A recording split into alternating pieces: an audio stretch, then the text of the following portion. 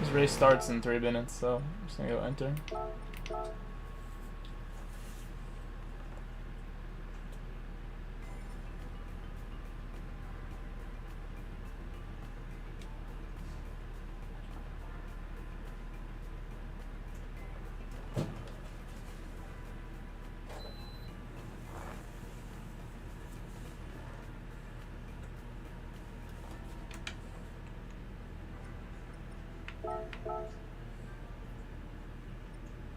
This race is gonna be tough. Tough on my soul.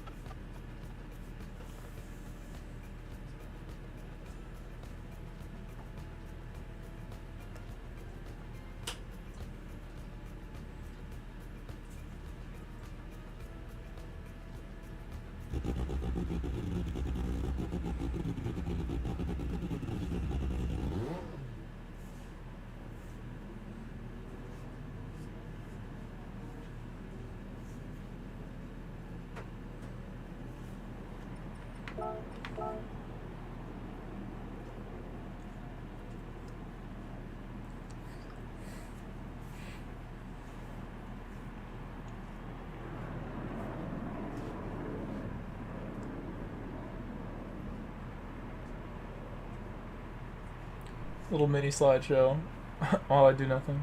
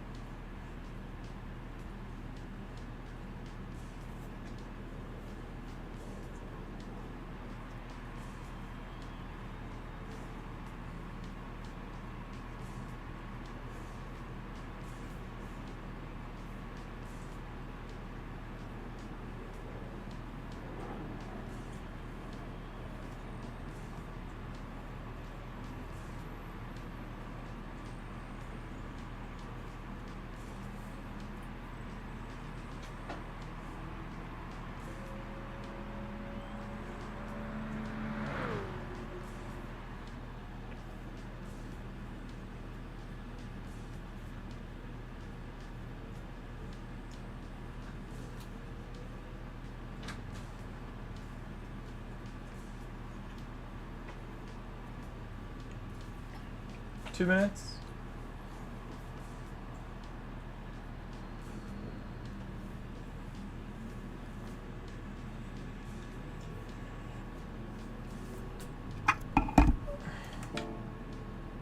I'll just chill.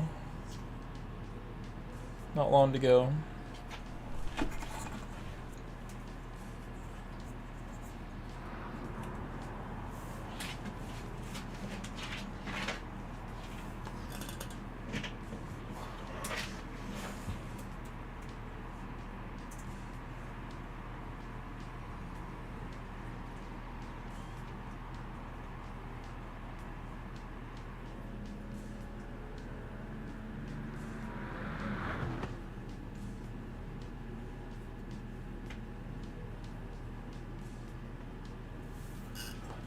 Good grammar and spelling are important, but if you want to write essays that inspire... Ferrari's decision to drop Sebastian Vettel as their driver after the 2020 season set in motion the silly season in the driver market last year. And just as things appeared to have simmered down, the silly season was revitalised by Racing Point, now Aston Martin, who decided to drop Sergio Perez in favour of Vettel. Some felt that this wasn't the right move, but Aston Martin's technical director Andrew Green has now elaborated on the one area where Vettel outshines Perez while switching to Autosport. I'm your host Dylan Shelley, and first up on Formula World, Aston Martin explains why Vettel may be better than Perez. Green began by explaining how Vettel has his own driving style, but it isn't something radical. Yes, Vettel does have his own personal driving style, but that's no different to the driving styles that we've seen from other drivers. He then compared Vettel's style to that of Perez, while also pointing out the shortcomings of the way Perez drove. I'd say it's not as extreme as the driver he is replacing, who had a very extreme driving style, which was very difficult to get right at all tracks. It shone at certain tracks and didn't at others. He further elaborated on Vettel's style. I think Seb's style is a lot less extreme. We have the tools and capability to tune the car to suit him for sure. He signed off by shedding further light on all the work they have done with Vettel during the winter break. I bet this guy's a good team We've principal. already started working on that. We've been working on that I for forget what the his last name month is. They or just so. said it too. R.hex/BSR_Robert. So yeah, no Said. problems there. Good luck, mate. Fast feed. I'm gonna do terrible. Thank you, Robert. I already know this won't go well for me. Confirmed that there is no such thing as a number 1 and number 2 driver in their team. He reiterated that the drivers have to be as fast as possible. I'll just try and make it entertaining. That's all I can It's like a do. healthy competition, All I and usually that's it. do. There are no instructions and no number 1. His driver Esteban. This is actually a pretty big lobby for Nations Cup. Two-time world champion, and Why do it will people be like his this? First time he will work with a world champion. Ocon also feels that as Alonso has tested a lot over the past year, and with his experience and everything he's done over the years, he will be strong right from the first race. Aston Martin team principal Otmar Safnauer has stated that their goal for 2021 is to build on what they achieved last year and take a further step forward. He also suggested there is no reason why they cannot achieve that with their talented workforce combined with the new financial investment. He also added that success does not come overnight, but is convinced that they are putting the key elements in place to continue moving up the grid this year and in the years ahead. Aston Martin's team owner Lawrence Stroll feels R.hex/BSR_Robert. absence of 61 years Said. will have a powerful effect on First the slot sport was for 338 He points. added, the team is pushing forward and their ambitions are limitless. They now have Okay. the people and the partners to make real progress. Mercedes team principal Toto Wolff suggests that Haas Schumacher steps into incredibly. Thank you for letting me know that. I was gonna Of course, turn this Michael off. is an icon. Not just in Formula 1, but outside of it.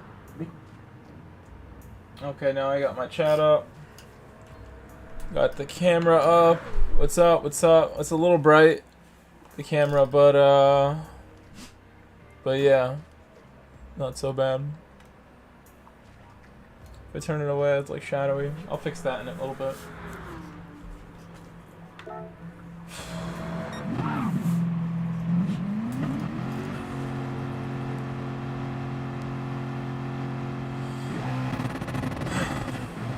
Something's missing, and it's my headset.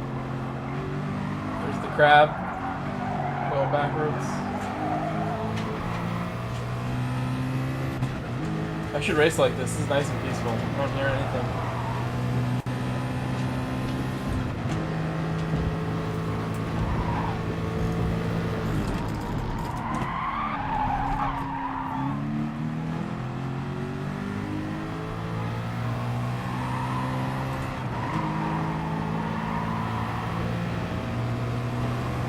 Right back in I go.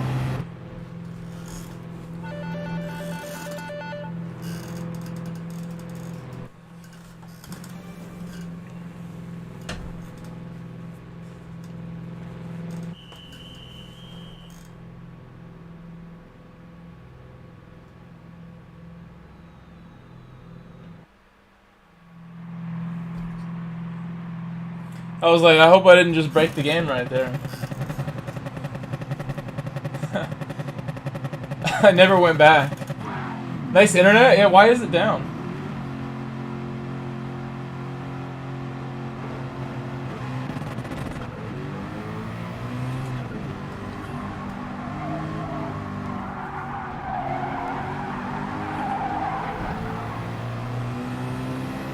R.hex/BSR_Robert. Said.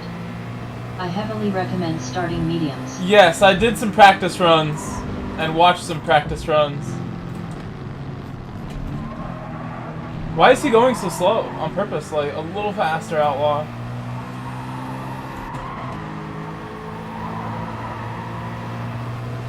like really close to him. He practiced more than I did just now.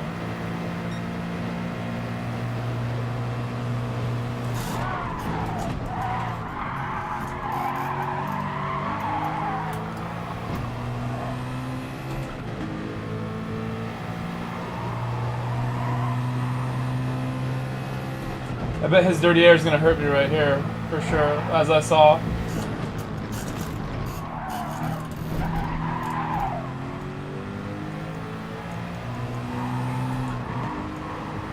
It did. I mean, I had no confidence. I think it might have been partially dirty air. I would have slammed the wall had I gone any quicker. We gotta commit to that corner.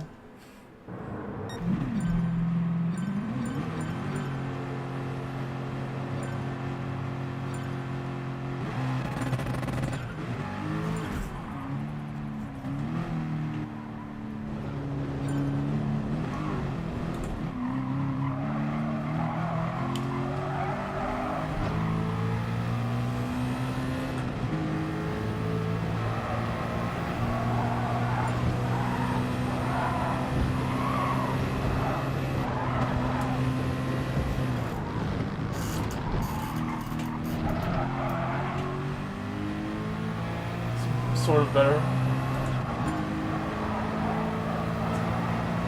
Try to get it straight.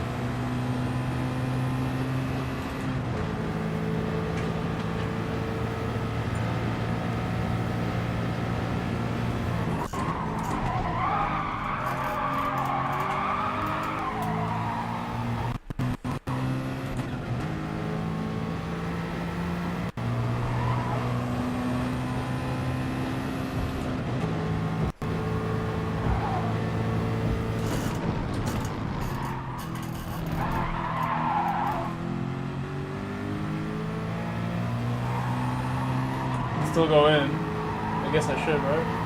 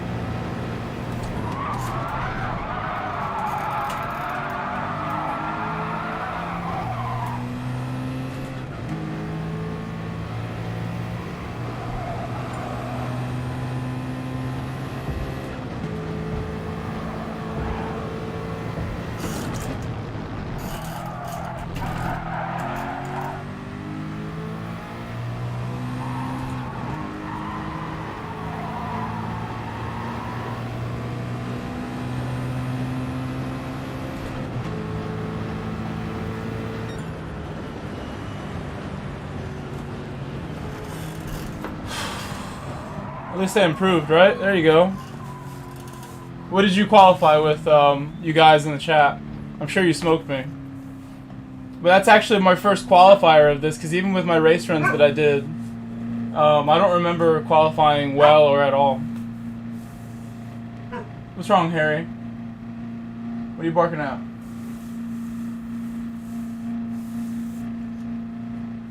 Should let them out soon, after this race.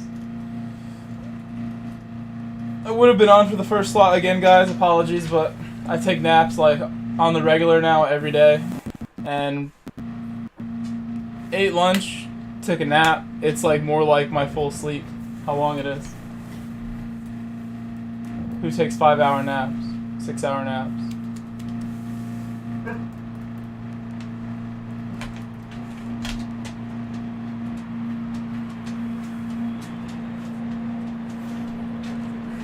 Let me check him out. Harry. You need me, dude? What do you need? I don't want you to shit in here. That would be like worst case scenario. He takes the shit while I'm racing, and I smell it. That's how I know. I'm gonna help him out since we have like 2 minutes. Watch out. Get out of my way.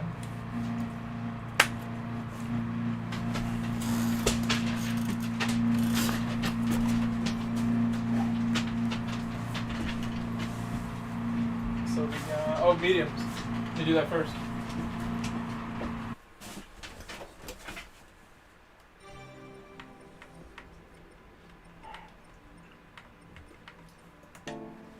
Alright.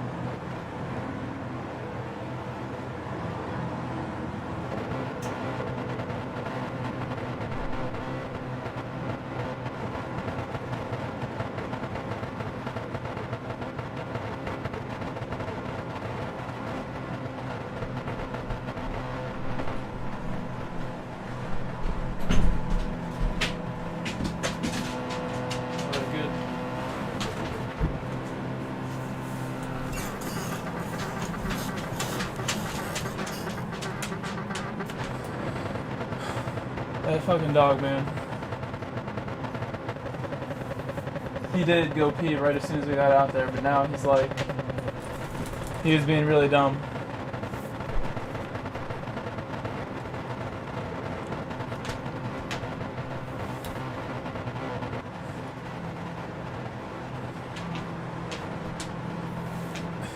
Just enough time to get sat back down. Take a deep breath. Try not to crash.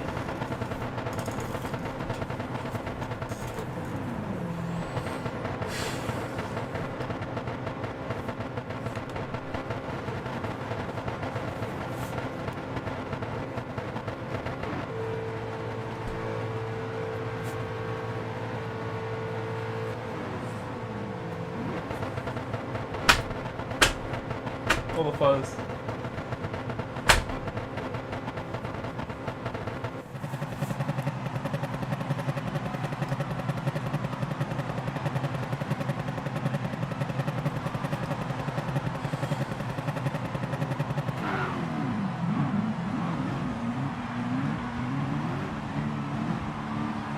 Here we go.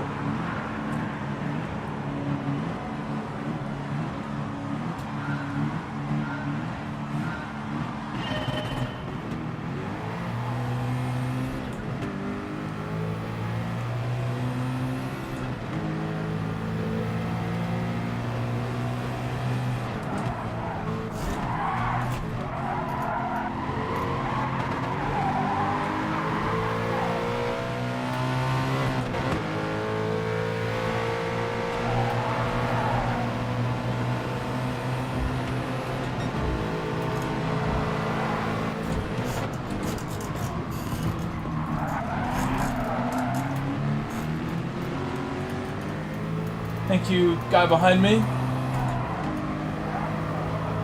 Drifter got stuck.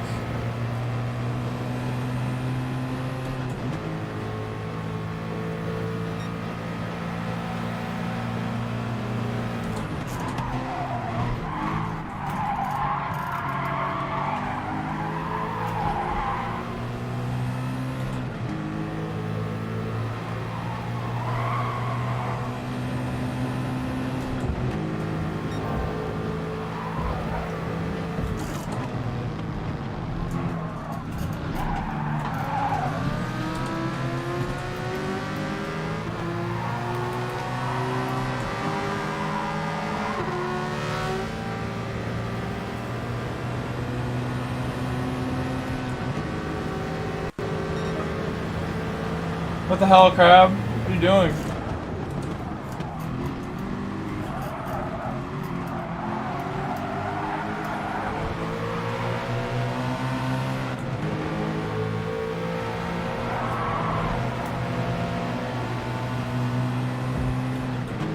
Well, I got screwed by the Crabster, sort of.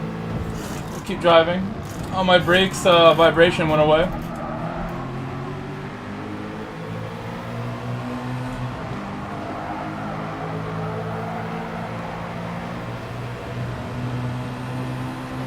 That's the last thing you want to see in Gr.1 is a pack of cars like that ahead of you.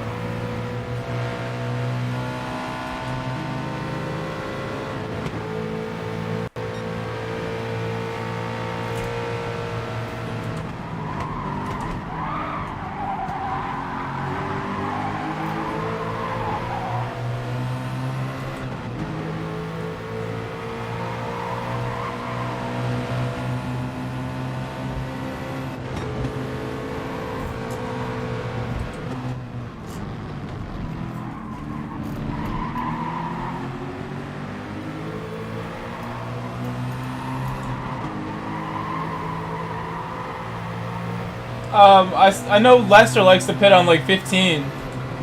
That's probably when I'll go in. I don't know. I saw some people trying 12 yesterday. That didn't work out for them.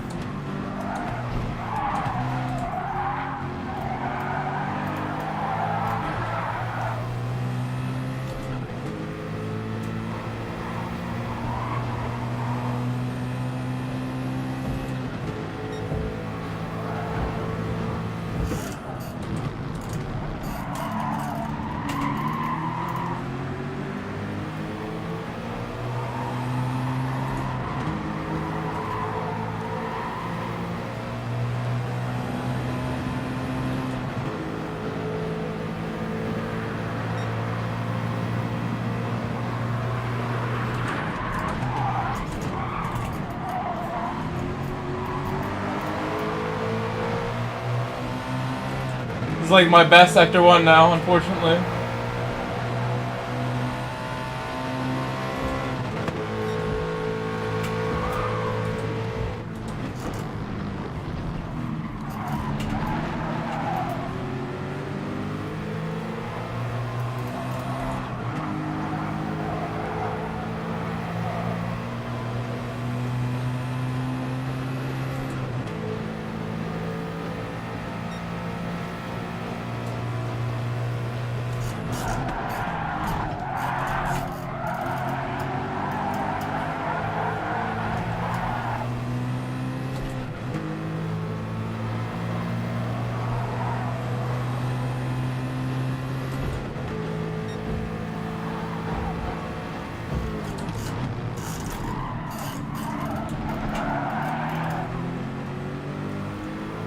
Not getting any exit speed still. It's on me.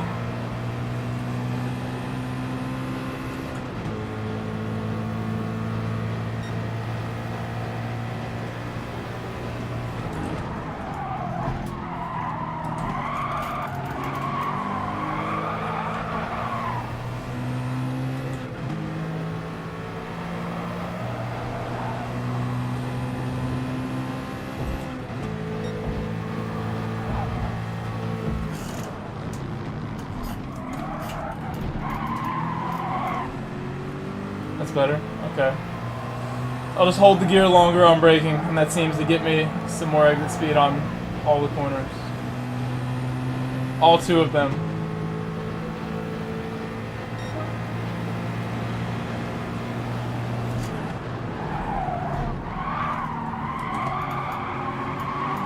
Might have been too long that time.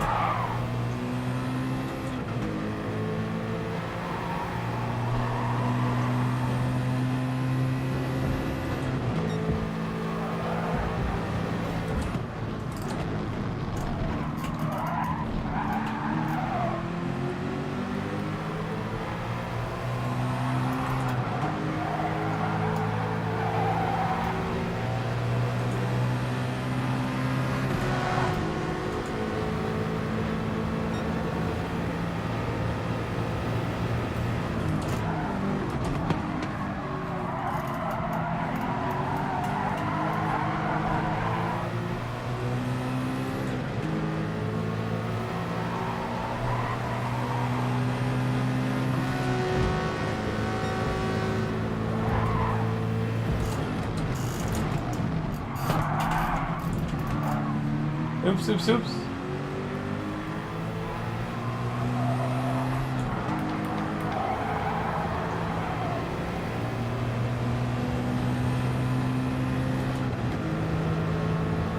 Yay, thank you for the bumps. Instead of diving me.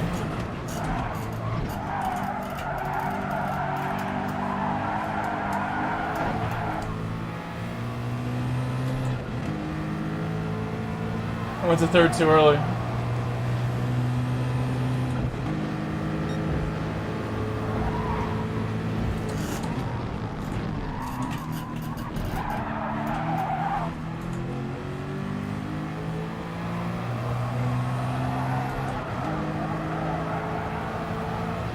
Oh, 1's going in.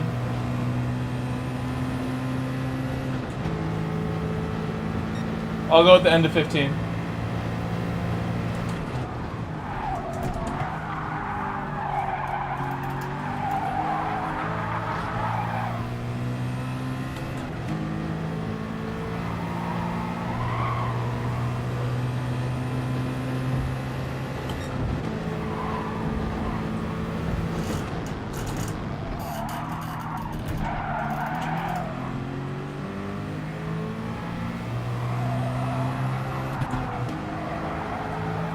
Actually, maybe now. They're all going now, so.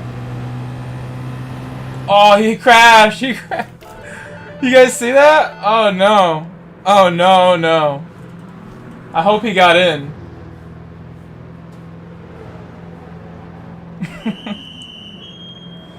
Oh no, he turned in late and crashed into the pit wall. At high speed.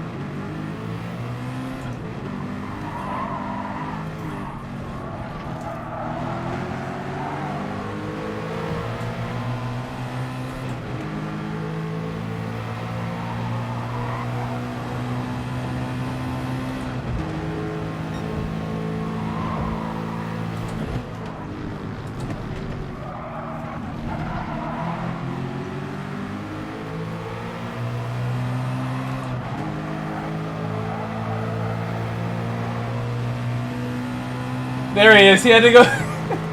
That might have been. It might have been him going in from before. Might not have let him in before.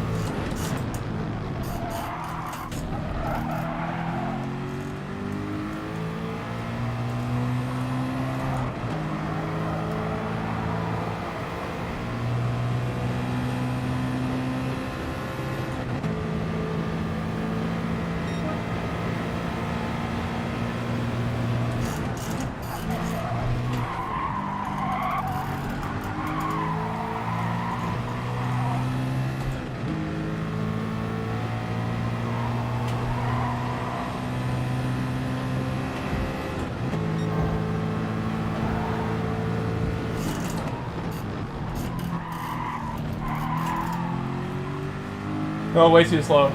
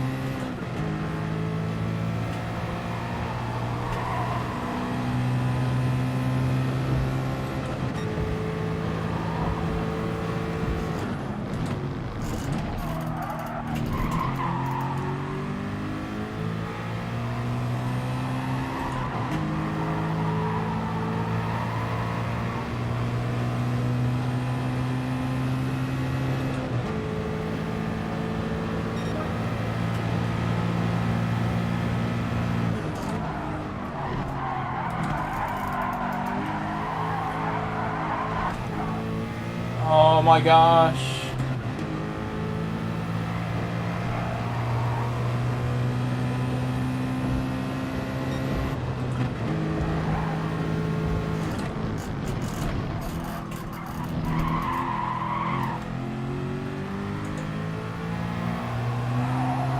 Trying to give him the inside to go around.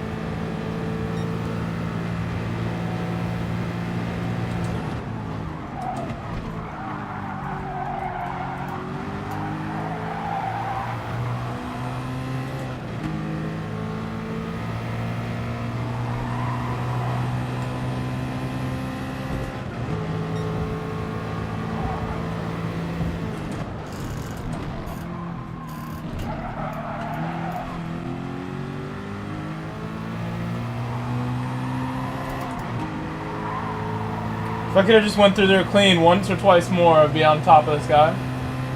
One clean lap would be nice at the end here.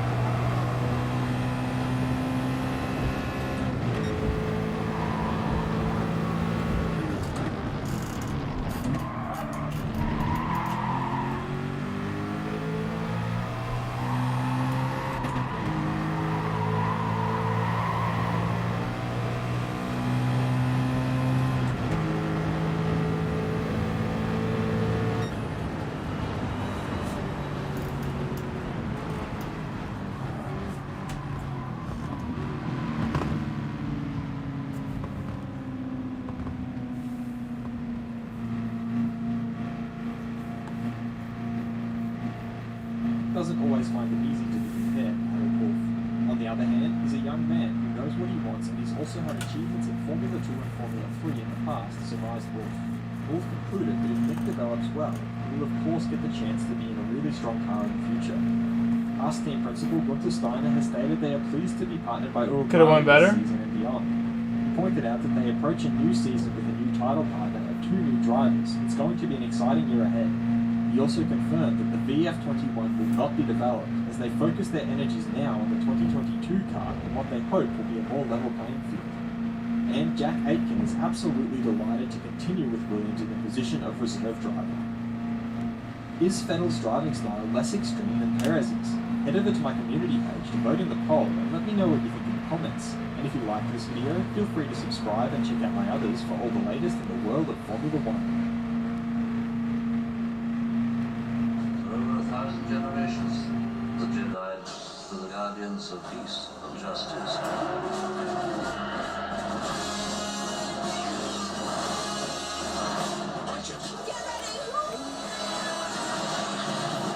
This is where the fun begins.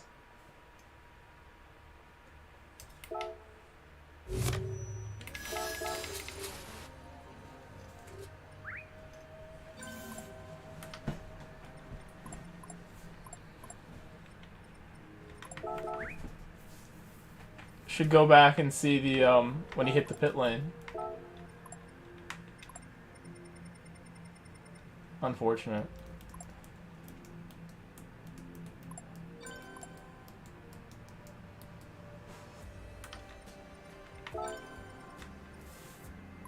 That was so slow.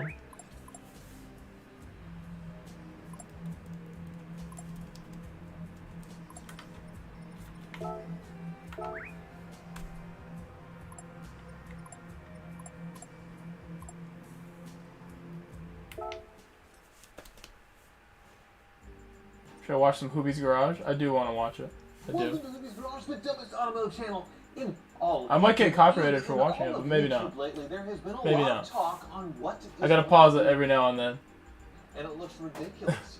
These trucks, a 15, 16-inch wheel looks appropriate, and with that you I skipped too far forward.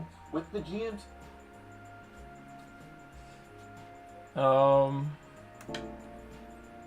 Next race is when? It's probably entry opens in like an hour because it was a short race.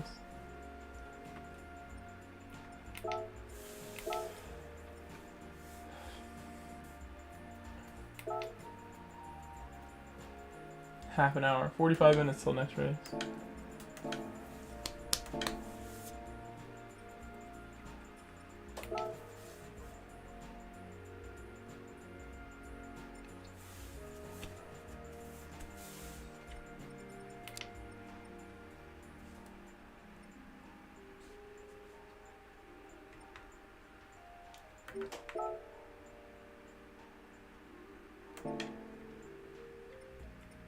That is what I wanted to do.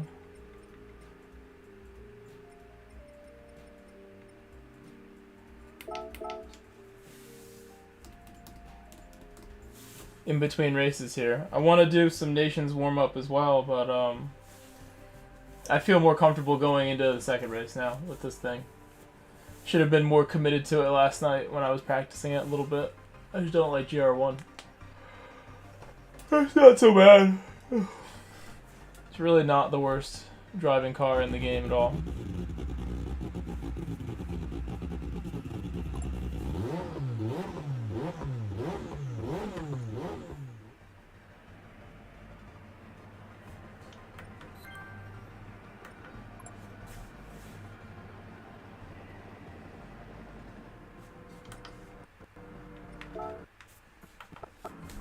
We have maintenance? That's interesting.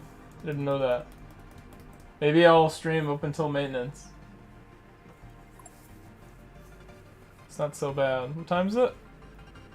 That could be done.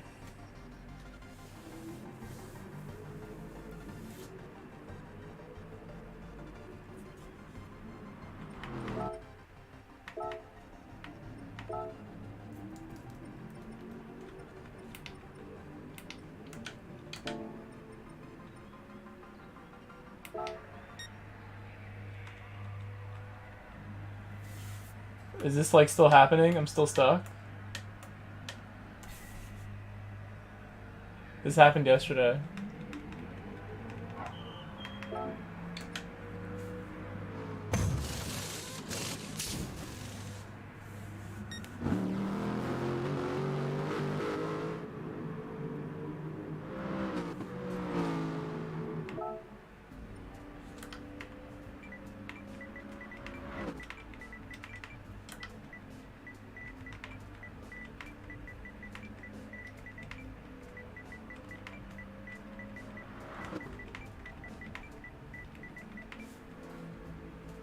Oh, never mind.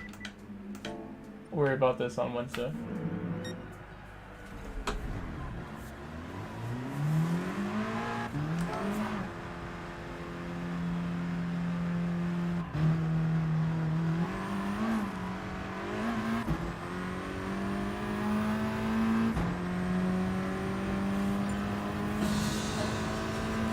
It's March. You've got 5 screens, Xfinity X5, and a boring conference call. You got this. Oh, yeah, I'm just hunkered down on all this work.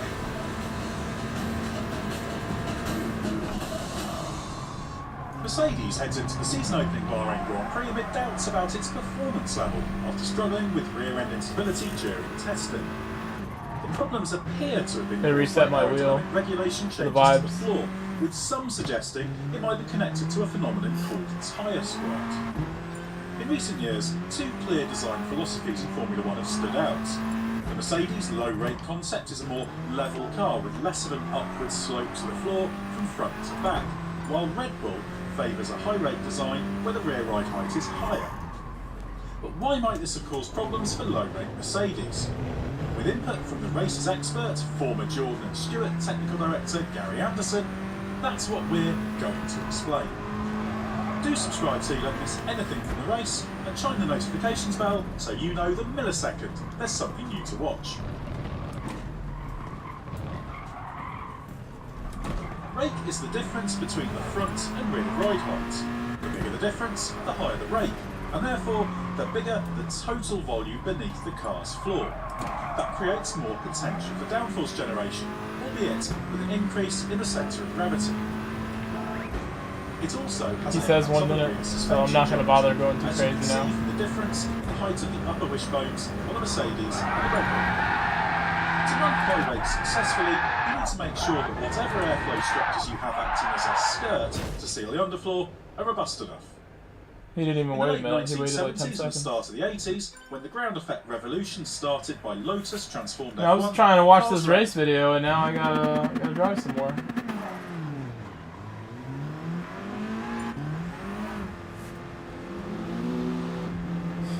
Go straight back to Gr.1 in a bit. The next race for Gr.1 Nations is in 40 minutes or so.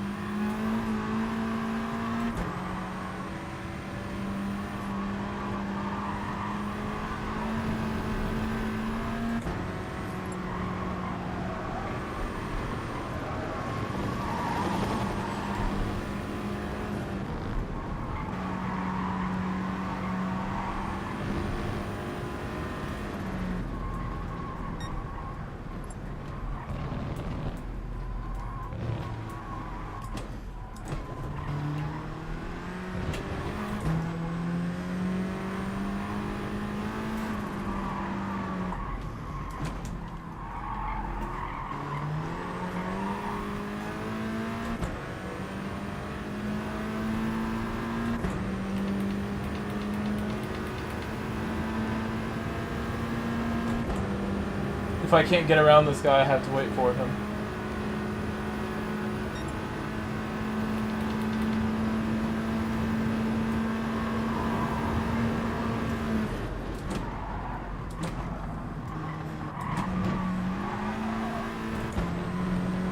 Or I can try to overtake him on draft. On the lap, let's go for it.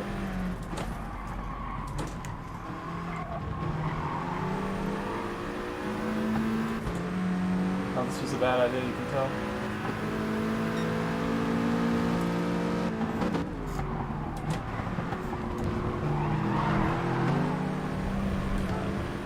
I didn't expect to have to go that slow, so can I even make it back around? I don't think I can, actually.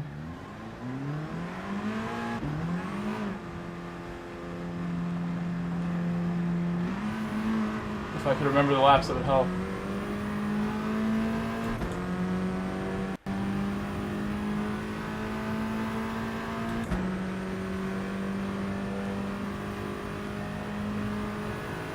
I should have slowed down. I was dumb.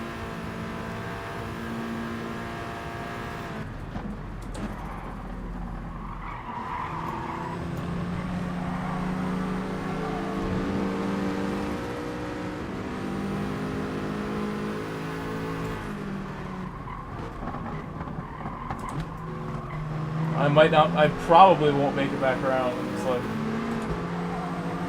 so I'll be last in this practice race. Can back out and go do Gr.1. Or just drive from last and see how far I get. I don't think I can make it back around.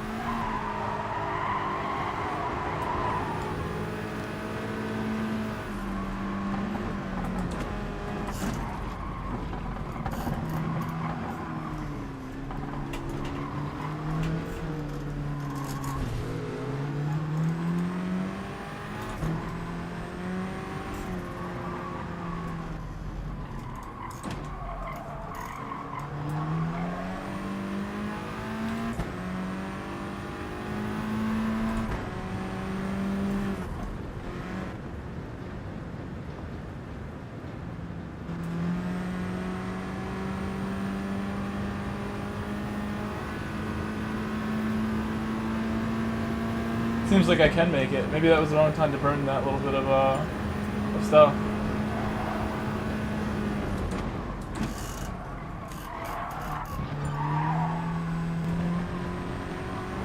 It's very close. I don't think I'm making it.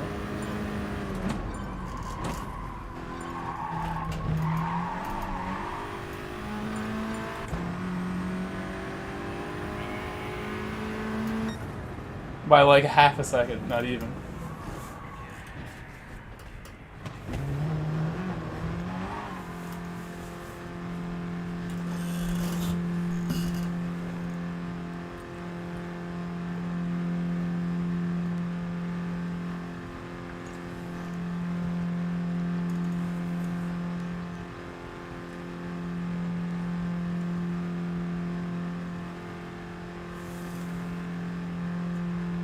Ground scraping bodywork that literally sealed the underfloor. Physical skirts were subsequently banned, meaning this effect must now be achieved visibly by the airflow. The aim is to ensure the low pressure in the underfloor doesn't pull in too much airflow from the outside. Effectively, you want to keep them separate, which is what is meant by sealing the underfloor.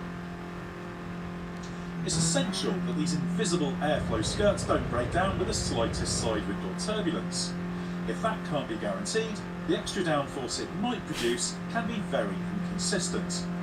Usually, this can be more difficult to achieve with a high-rate car.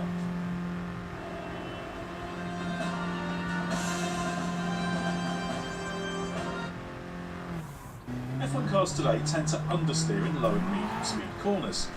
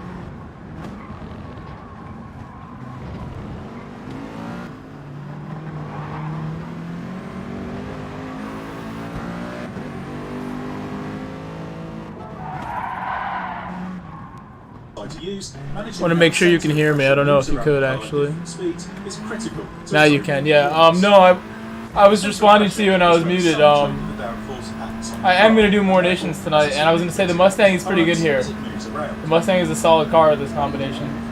I'm sorry, I left You should definitely do it. in my apartment, so I'm tracking him to make sure he moves. You're tracking him? Yeah, I'm tracking him.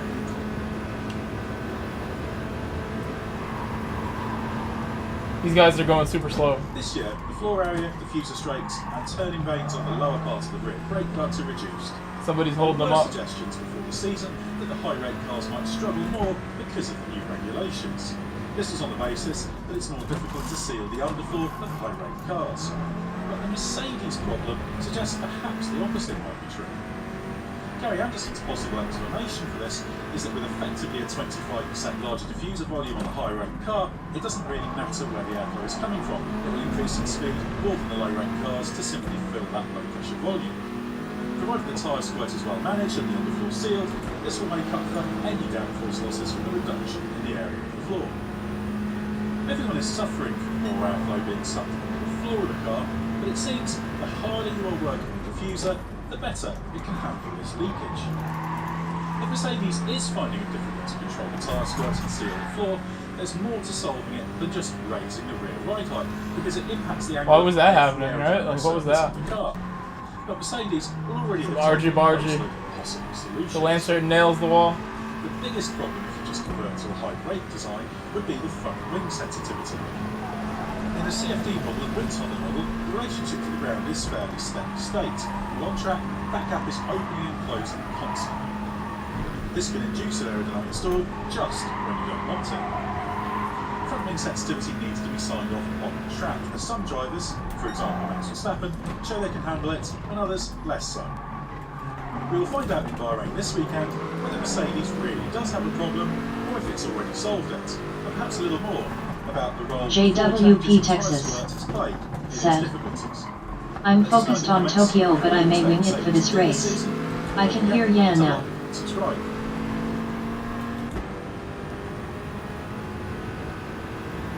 This thing is a rocket.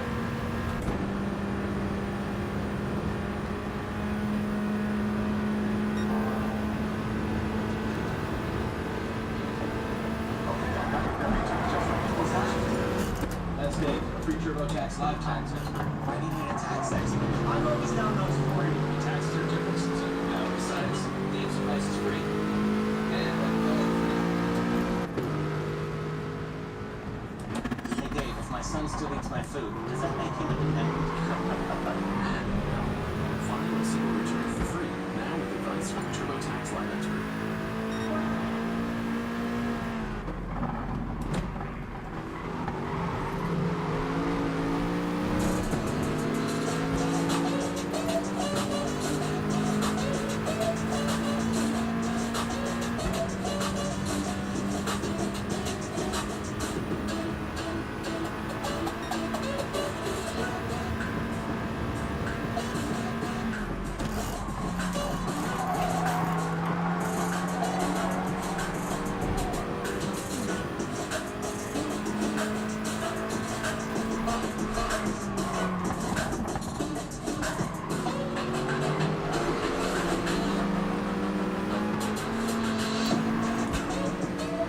Look at this ad, like, just going crazy in the background.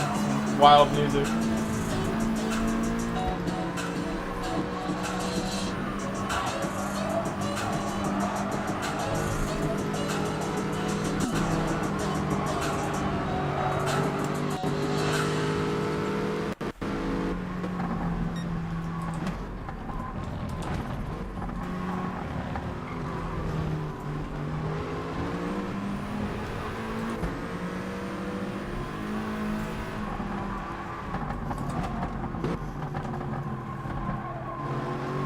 Recent discussions about which long-term direction Formula 1 should go with its engines have tended to focus on two clear options. On the one side, there's committing to hybrids, an internal combustion engine with extra battery power allied to greater advances in more sustainable fuel. This is the option that F1 has taken. Try to beat Stagger's Then time. there has been much talk about going all electric further down the road, but the fact that battery power technology cannot propel a 200 miles an hour racing car for 2 hours at flat out speeds, as well as the fact that Formula E has a 25-year exclusivity contract for single-seater electric racing, means that this is now a non-starter for Formula 1. But there is a third option that has been quietly bubbling away in the background: hydrogen power. While the technology is a bit premature for the next cycle of 2025's F1 engine rules, it's definitely something that could be a serious consideration within the next decade, given the right developments. The recent announcement that Red.4 Advanced Technologies is to collaborate on the design of the chassis concept for a hydrogen-fueled Le Mans sports car has reignited interest in the topic, and prompted some fresh thoughts about whether it could be viable for F1. After all, it's still an electric powertrain, but hydrogen offers a different way of producing charge, presumably not cross-pollinating with FE's exclusivity deal. Red Bull is to work then with French racing car constructor Orica on the creation of what's known as the H24 concept, which aims to run a hydrogen class of cars at the 2024 Le Mans 24 Hours. If the ambitious plans are successful, then it will open up a world of opportunity in creating a high-performance racing car that will produce zero carbon pollution. In fact, the only byproduct from the hydrogen-powered car is water. And so here it is again, the long-awaited return of science time. Now, hydrogen is the most abundant chemical element in the universe. BM in terms Drifter of mass, hydrogen makes up said, around 75%. hello again. In terms Hello, of hello. Going next slot? it's closer Yep, to I am. 89%. We got some time still, right? It forms part of almost all of our favourite liquids, solids and gases, but because it readily forms compounds with other elements, it's very hard to isolate the H2 molecules required to form the hydrogen fuel. So this is usually done via the electrolysis of water. Electrolysis uses a positively charged anode and a negatively charged cathode in a solution, separated by a permeable membrane to form new chemical compositions. At the anode, the hydrogen and oxygen split to form hydrogen ions, free BM electrons Drifter and oxygen. said, The H plus ions and the 20 electrons minutes. then join forces Okay. to form H2 gas Cool. to be packed up and used in a fuel cell. A hydrogen fuel cell takes the hydrogen molecules and breaks them again into hydrogen ions and electrons. The electrons then generate the current required to develop an electrical charge, which can then be stored by the car's onboard batteries. The hydrogen ions then recombine with the electrons and with oxygen to create water as its sole byproduct. That water theoretically can be used again in an electrolysis reaction to reclaim hydrogen gas or used elsewhere. Although there are many different types of fuel cell, they all generally work on JWP that Texas principle. Multiple cells said, can be combined in various what different kind of ways update you think at we're different going levels to of see? current or voltage Someone depending on getting the nerfed? purpose. For extreme Could be. heat, this is done externally to Could plug in and be. charge the batteries on board the car. But future hydrogen electric cars, as used in the proposed High-Rose series, will eventually have an onboard fuel cell and a hydrogen tank in order BM to produce Drifter that reaction internally. said, Now we've me covered the too. principles behind the I did hydrogen improve powered my car. points Let's by go a back to tiny look amount. closer at the H24 concept. Well The done, well H24 done. car is a serious piece of kit. How much did you get? For around GT3 290? performance in its initial incarnation. It will aim to produce around 550 kilowatts, around 730 horsepower at 17,000 RPM, with it reaching a maximum speed of 300 kilometers an hour, or around 186 miles per hour. Its acceleration from 0 to 100 kilometers an hour will be around 3.4 seconds, which compares to F1's 2.3 seconds and Formula E's 2.8 B1 seconds. Crafster Take into account, said, however, that the H24 car is much KBB heavier smiling than face the with F1 hearts at Formula E JWP. cars, and you realise what a feat B1 this is Crafster for a hydrogen-powered car. said, The I got electric motor pushed will be back. direct drive, which means no gear shift, Crab was no holding me clutches, up. and no differential. The 8.6 kilogram fuel tank. Crab got me hydrogen stuck in stored at traffic. 700 bar, His- will be filled his, with empty his tomahawk. B1 It's Crabster hoped that a full tank said, can power the car for so around stupid. 45 minutes. In terms of performance, the first version will clearly not be at the level that F1 demands, but Rome wasn't built in a day. It would mark a first step in a path towards improving the technology so it could fit Grand Prix racing's needs in the long term. This means not only steps forward in pace, but also B1 how far the car Crabster can run. The 3-minute said, pit stop to fill up the tank I wasn't isn't holding very you up. F1, but who knows how BM far that Drifter number might drop, or how far said, one tank of hydrogen fuel can last in the 264. future. I would have been More battling hydrogen with the still has guys some in way to top go at the 4 moment, if I so there's hadn't got a definitely bad interest from start. manufacturers around the concept.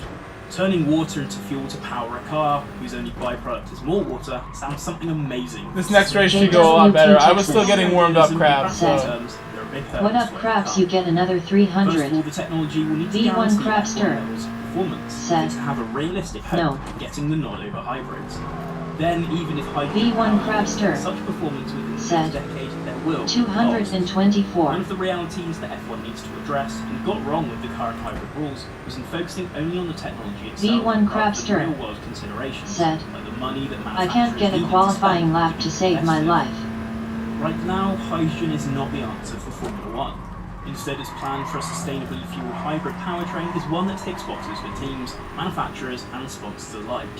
But even before the next generation of F1's hybrid engines hit the track at the start of the 2025 F1 season, Le Mans 2024 and the Mission H24 car could well offer us a glimpse of what the championship's long-term JWP future Texas will be like. said, yeah, Crabster will do that face with tears of joy.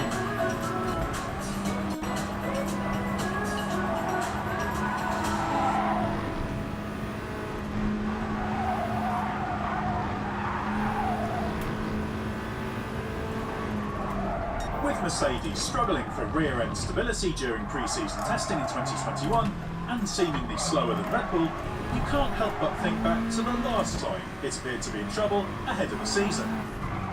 Some look back at 2019, when Mercedes looked slower than Ferrari at Barcelona testing, only to dominate the season-opening Australian Grand Prix, as evidence that come this year's first race, it will simply take out the metaphorical sandbags and win easily. But there are many things that are exactly what made a bunch of mistakes in that second part of that lap. I wanted to make a really good lap. BM Drifter wasn't some elaborate said, game of sandbagging. Instead, alright, I'm gonna get ready for next slot. See you in a bit. Yep, I'll see you in there. That's a very different set of circumstances to what we're seeing this year. Make sure you subscribe to the race so you don't miss any of our F1 coverage, and ring the notifications bell so you're the first to know about any new releases.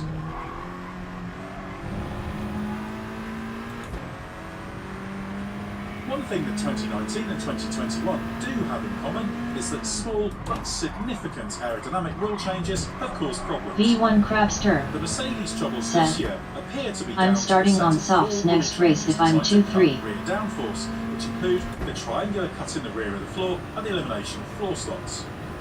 In 2019, rules simplifying the front wings and limiting the geometry of the end plates were introduced. This was to tackle the problem of turbulent air by mitigating the outwash effect, not entirely successfully. Given the significant impact the 2019 rules had on the aerodynamic concept of the car, Mercedes decided to repeat a strategy it had also used 2 years earlier, when the higher downforce, wider cars were adopted. Then, it ran a basic car in the first test, with big changes to come. In 2019, Mercedes decided to run an aerodynamic specification signed off the previous November, for exactly the same reason, the advantages it gave in terms of development. This allowed it to JWP manufacture Texas all the parts required for the said, first test early and good clear luck the way y'all. for a major upgrade at the second and final test. Mercedes technical director James Allison explained the thinking behind this at the end of the season. The plan originated in the realisation of how big the impact of the 2019 aerodynamic changes was, when the first wind tunnel runs of the modified car showed a 25% downforce loss. Given the development slope was so steep, with Allison saying that each How much time we got? give a time gain The of 40, right? second, the strategy of effectively producing two different Yeah, parts we got aero-wise over meant 10 minutes. to clear the decks to produce the most advanced parts possible, both for the second test and then the opening race. The downside was that the donkey work in the first test was done by the more basic car. The first test was therefore dedicated to the more mundane tasks, leaving the second 4 days of running to apply the new parts and extract performance. Taken at face value, it was no surprise that Mercedes seemed to be a long way behind in that first test. After all, its car was effectively a time capsule from a much earlier stage of development. While Mercedes was unsure if Ferrari might also introduce upgrades, confidence was high that it would make a big step forward in the second and final 4 days of Barcelona testing. Mercedes bolted on the new aerodynamic parts, which included an outwash front wing to sweep more airflow around the outside of the front tyres. This replaced the more basic in-wash design used at the first test, which directed airflow inside the tyres.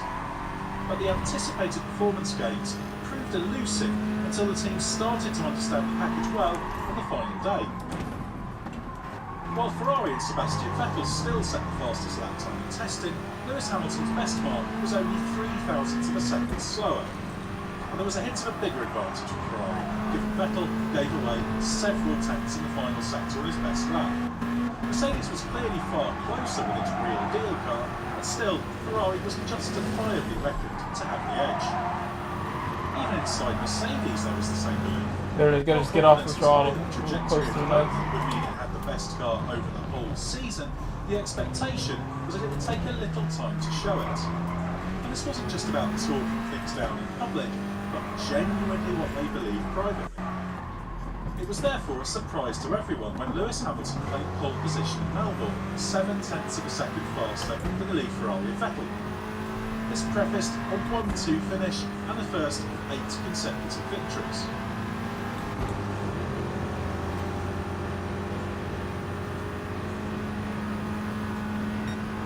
It's unsurprising that people still see what happened in 2019 as a game of sandbagging, but the reality was far more complicated than that. But while the myth is of a Mercedes team serenely gliding through pre-season knowing everything will be fine, reality behind the scenes was a little different. James Allison described it as a fantastic rush of contrasting emotions during winter testing and the early races. Team principal Toto Wolff even gave a rousing speech at personnel in the factory about the scale of the challenge ahead. Mercedes headed to Australia genuinely expecting to be behind Ferrari, but confident of overhauling it during the season. But those concerns were obliterated by its amazing run of success early in the season.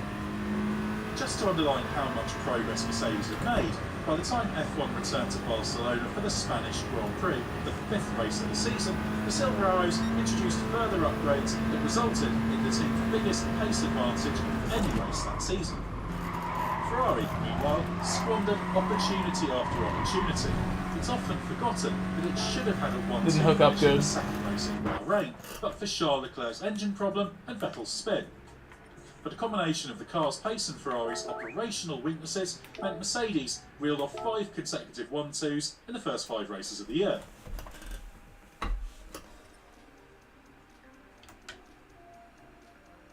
So what does 2019 tell us about what might be happening now? Much of the detail is completely different, not least because there was just a single 3-day test this year. This means that while there will likely be improvements for the Bahrain Grand Prix weekend, it's not going to be a completely different car in terms of the aerodynamic package. Instead, it's all about Mercedes understanding the reasons for the rear end instability and fixing it to access the underlying potential. So it all comes down to how easy it is to solve a problem, and it may be about very small details. Arguably, what happened in 2017 is more illuminating. Then, Mercedes looked strong in testing, but so did Ferrari. Inevitably, Mercedes went on to dominate the season despite Ferrari being strong on slower tracks, but in testing there were struggles with what was described as a lack of robustness with the floor. Once on top of that, which didn't take long, Mercedes set the pace more often than not. But the biggest lesson is it's never as simple as a game of sandbagging. With only 3 days of testing, on top of the 2 available 100km promotional days, one of which Mercedes used on the Tuesday after the Bahrain test, teams had a huge amount of work to do this year. Playing games simply waste valuable time, especially given the need to pile as much development resource as possible into the 2022 car for the new regulations. Most likely, inside Mercedes the feeling is similar to what it was in 2019. That of there being work to do, but with the fundamentals in place to come on strong. But that doesn't mean we saw the true pace of Mercedes in testing this year, because it's about running a programme that best suits the team. Much as everyone on the outside would like to see all the cars running in qualifying trim, the big teams simply do not do that. But that doesn't make it part of some elaborate bait and switch trick that will pull the rug out from underneath Red Bull. The most significant impact of memories of 2019 is that it's a warning of how effective Mercedes is. While it might have a little work to do to re-optimise for the modified aerodynamic regulations, we've only seen the car in action at one track where rear grip and traction is critical, and there's enough time to get things working in time for the first race, and if not, for the 22 that should follow. But given Red Bull looks genuinely strong with the RB16B, there's still no guarantee that will put Mercedes back ahead, even if history tells us it should be. Tales of sandbagging might sound fun, but they are reductive, even if top teams are reluctant to show their hands and will hide technical details where possible. As Alison explained when it came to 2019, the reality is always far more complicated. When the full story of Mercedes in 2021 is known, it will doubtless be every bit as fascinating. Let us know in the comments below how you think Mercedes will do this year, and if you enjoyed watching, remember to hit like and subscribe.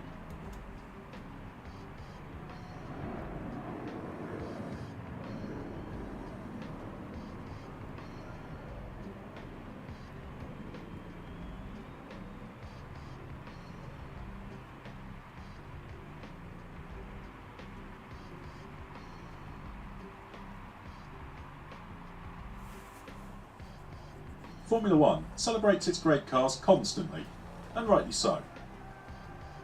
But here at the race, we don't want any of the teams to think they've got away with us forgetting about some of the times they got it wrong.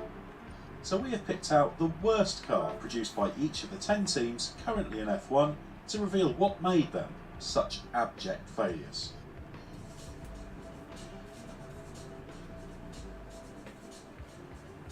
There were a few Ferraris that finished lower in the championship, but none was so far off the pace as the car Jean Alesi and Ivan Capelli were lumbered with in 1992.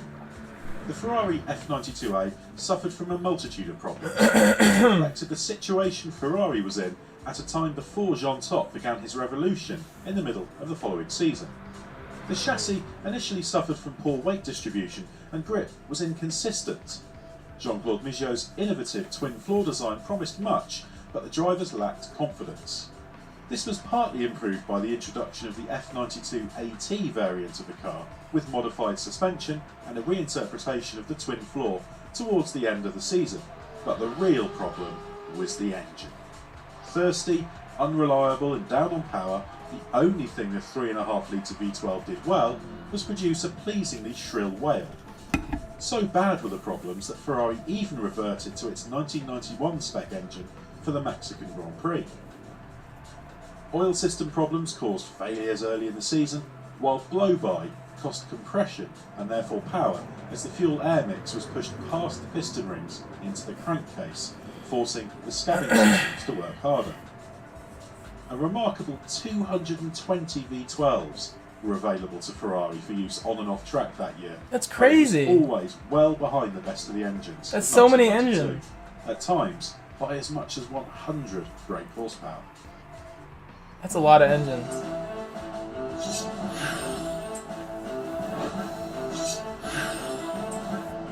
These ads.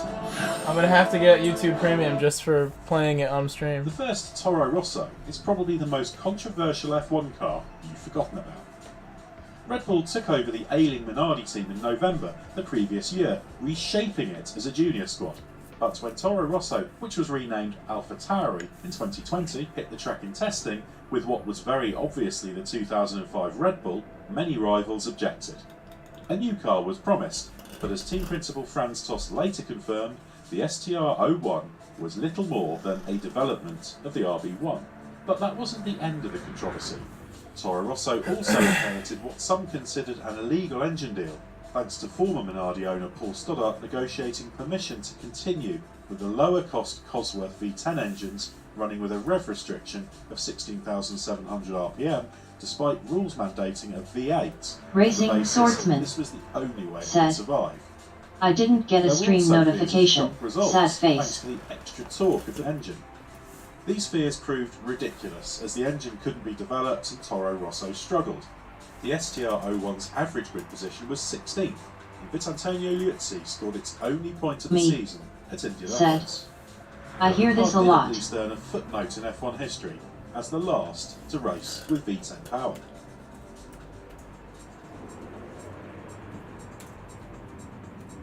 When Renault announced it was joining the World Championship with a 1.5 litre turbocharged engine, the rest of the field, all running 3 litre normally aspirated engines, the algorithm hates me now. After all, everybody knew the potential turbos had. But when the car hit the track it was ungainly, earning the nickname the Yellow Teapot, desperately unreliable and just not very quick. it didn't score a point until its 17th start in the hands of Jean-Pierre Jauy, although it did have a moment of glory when the Frenchman put it on pole position for the 1979 Saturday. I'm gonna go get a drink, guys, before it starts here. The car was replaced. The problem was that while turbocharged engines had huge potential, Renault lacked the technology and, crucially, the right fuel to master it at first. It took a lot of time and money to refine the components brought in from outside suppliers, but the work done in harness with fuel supplier ELF was what made the big difference. Controlling the temperature of the fuel was impossible initially, and it took a long time to develop and refine the required anti-detonation agents to keep the engine under control. The car itself was designed to be simple but effective, but prior to the switch to a twin-turbo version of the engine, the turbo lag made it incredibly difficult to drive. In all its forms, the car was only a classified finisher 6 times, but the work being done during this period means this unsuccessful Renault laid the foundations for the turbo era to come.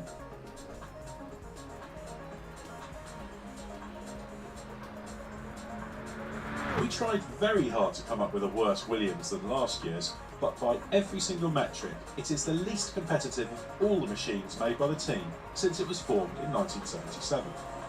Nothing was right about the FW42, which wasn't even ready for the start of testing. When it finally did run, it was slow and gradually shook itself to pieces. To make matters worse, the clever wing mirror and suspension designs the team had come up with proved illegal and had to be changed. Unsurprisingly, all of this led to the departure of Chief Technical Officer Paddy Lowe even before the season started. The Williams was light on downforce, draggy, overweight, and was, over the season, 2% off the back of the midfield pace, a bigger gap than the one separating the front of the grid and the head of the midfield. George Russell delivered most of the best, or perhaps that should be least worst, moments, but teammate Robert Kubica nicked the team's sole point at Hockenheim. Williams battled on, and the race team did what it could, but in the second half of the season, upgrades failed to get Williams onto the back of the midfield pack, as hoped.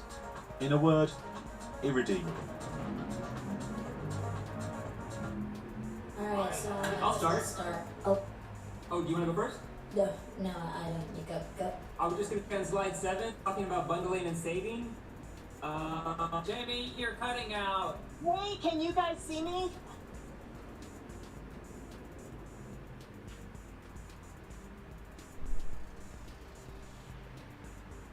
Alright, so you plugged it in. Perfect. We'll start the car. I need a tap to begin the scan. Now my $2,000 scan tool said it was a catalytic converter. Let's see what this little device does for us. Wow, incredible. Same reading. Same reading. So I've been going to the same mechanic for a while now, and the last time I took the car in, my husband swore he was ripping me off. Well, okay, so Fix is telling me I have a problem, a bad oil pressure sensor, and should only cost around $100. I'm gonna see if my mechanic is ripping me off. So, what's the damage? Well, ma'am, it looks like... Watch out, watch out. No. Oil, and this is definitely pretty severe. It's going to cost you $1,900, but I definitely wouldn't leave here today without getting a look. $1,900? Yes, ma'am. Like I said, it's a pretty big issue. What is this? Sure. This is like the longest, worst ad ever. Thank you. Yep. Sometimes things go so disastrously wrong that you have no choice but to throw away what you've got and start again. That's exactly what happened to McLaren in 1979, when it designed and built a mid-season replacement for the struggling M28 in double quick time. The car was troubled.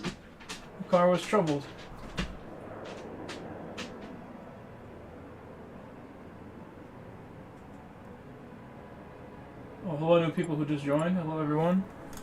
Who said yo? Exploit, what's going on? What's up, Exploit? What's up, everybody? Let's put these softs on. I just let my dogs out, made sure they're all good.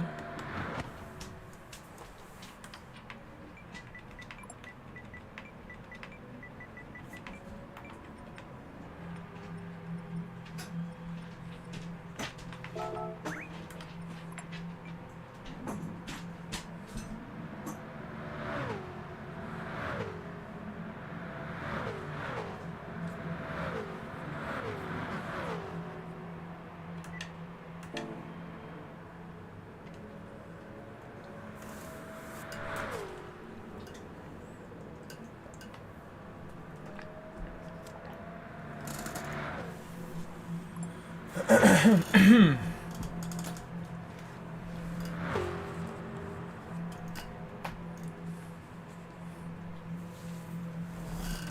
forgot to go look at his replay where he crashed into the pit at Casperum.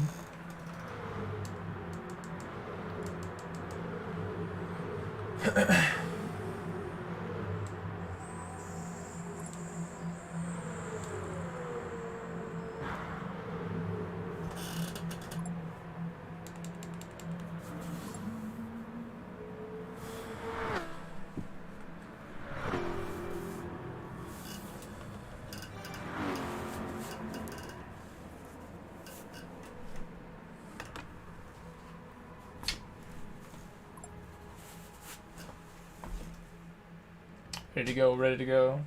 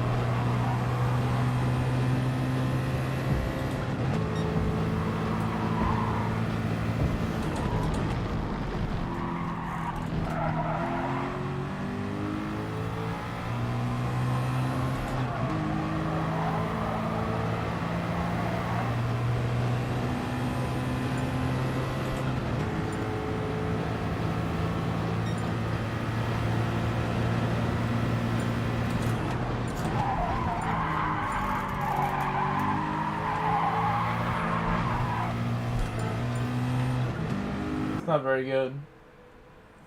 Ran 0.5 last race, so we'll try to get 0.5 at least.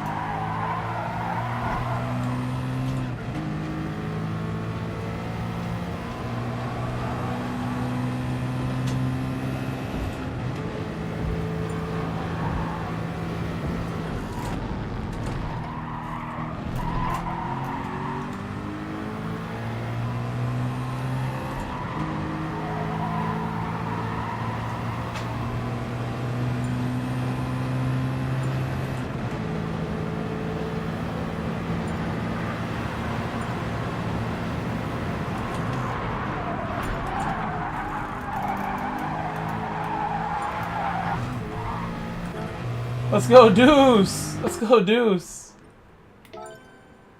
Deuce is the man.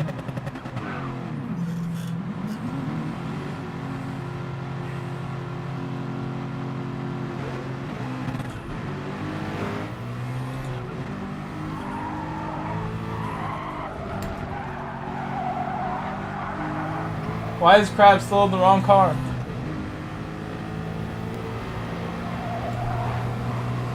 Come on, crab.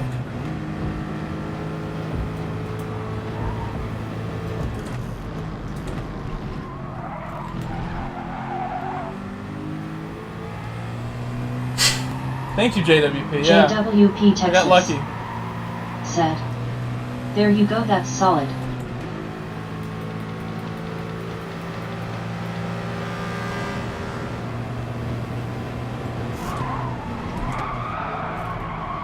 I couldn't stick it. I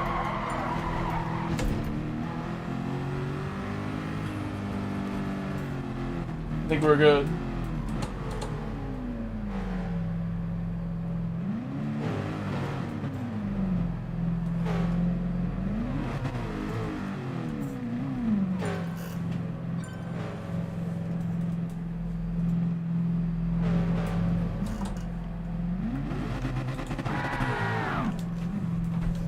I'm just gonna exit. This is a sketchy spot to be in. I'm probably ghosted.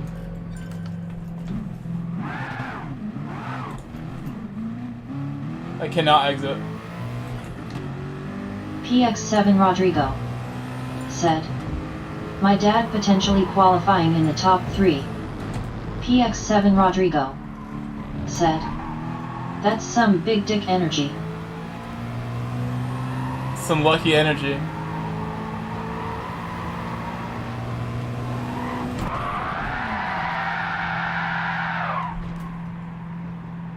High speed.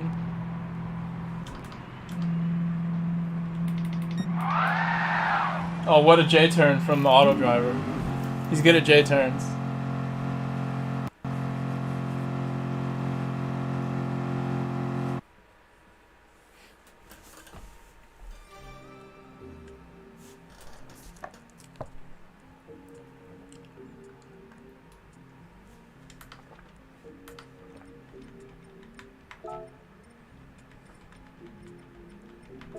Mansur said, "Hello."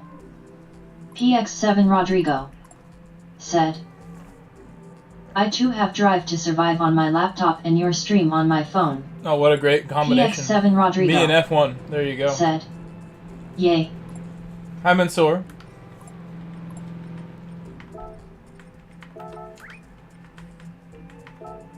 Oh!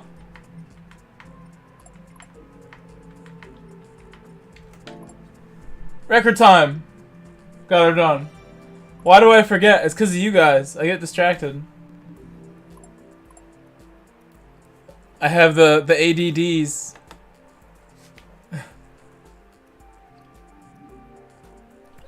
PX7 Rodrigo said, "F1 is looking for us." They always were.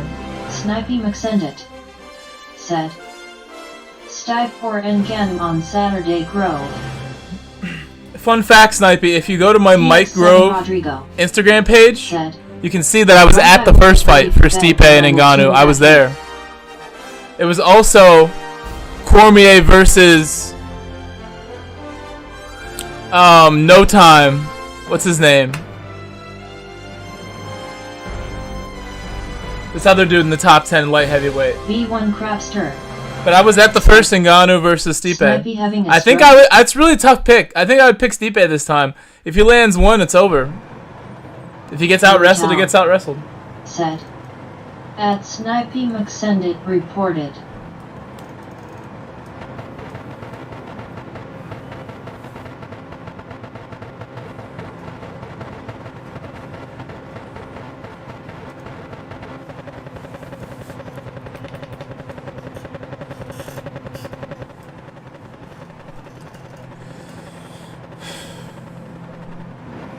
See the gas. Crabster said, LOLOL. LOL. Snipey McSendit LUL. said, awesome card for sure. GL Crabs. Sup JW. I also saw Shane Burgos. I saw Calvin Cater. Said, I saw a bunch of fighters at my first UFC card. I want to go to another UFC real bad, so you guys should come with me when I go. Crabster said, I'm about to die.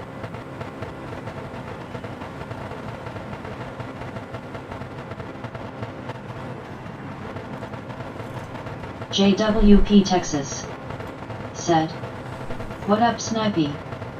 PX7 Rodrigo said. Is the bot drunk?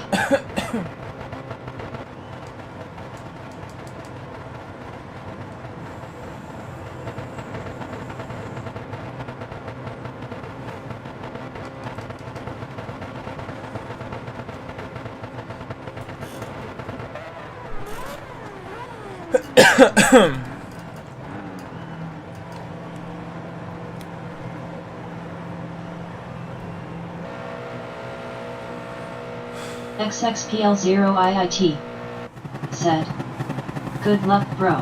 Thank you. V1 Crapster said. Should I still get Red Redemption? At Snipey.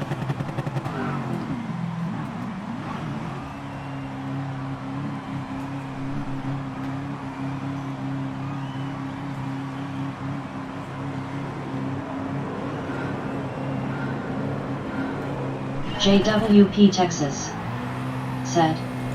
Does shit stink?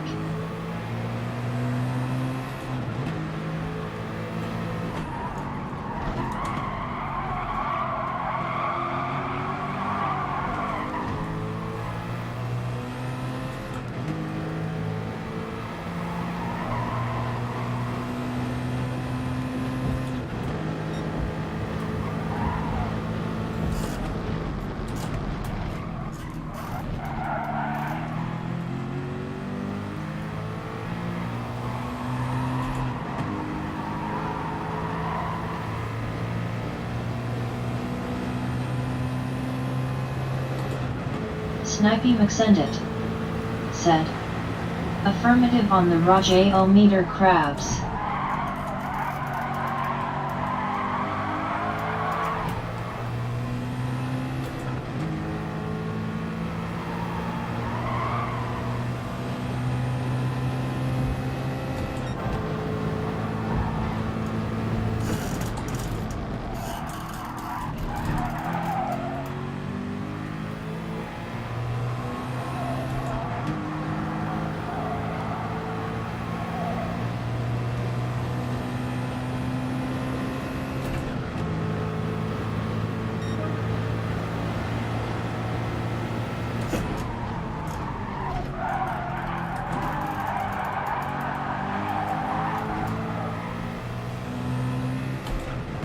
I think I waited too long to downshift that time.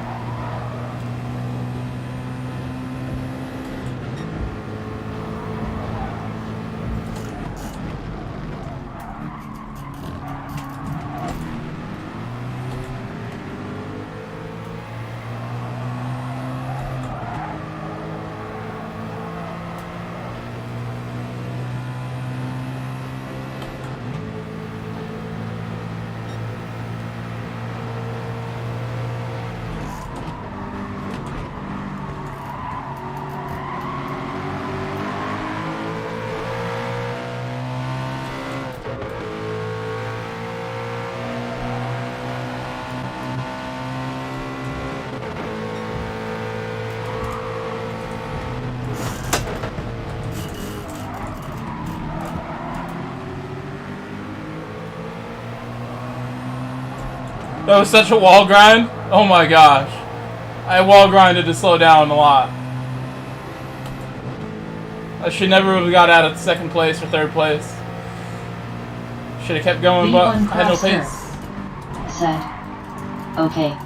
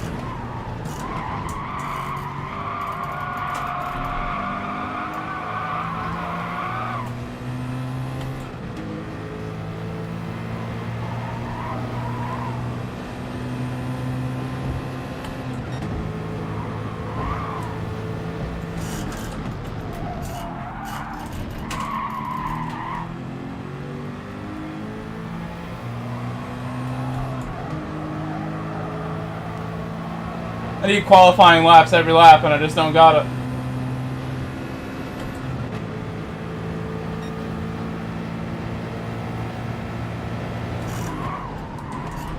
You can't take a wide line or people just dive you too.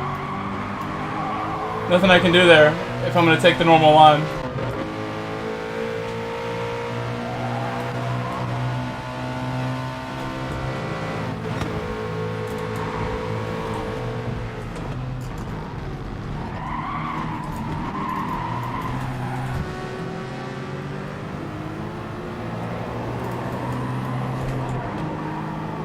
Oh, why am I getting a penalty for that? I'm trying my best.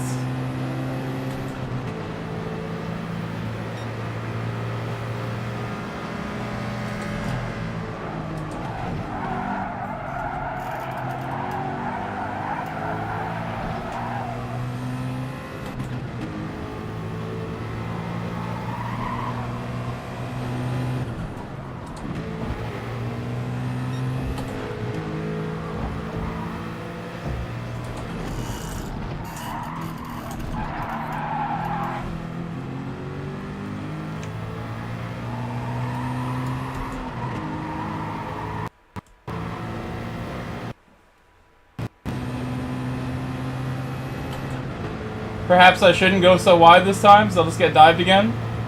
Slower.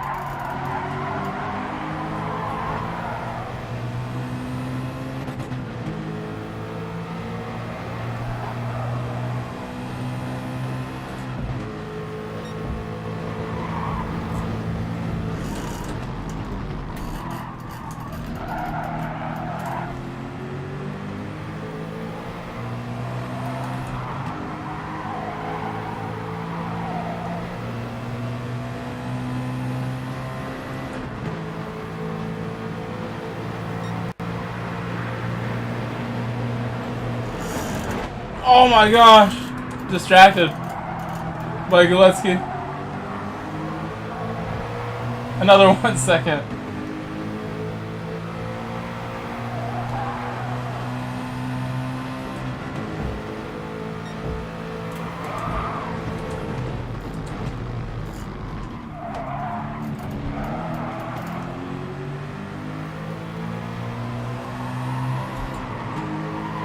Gonna fall back some more.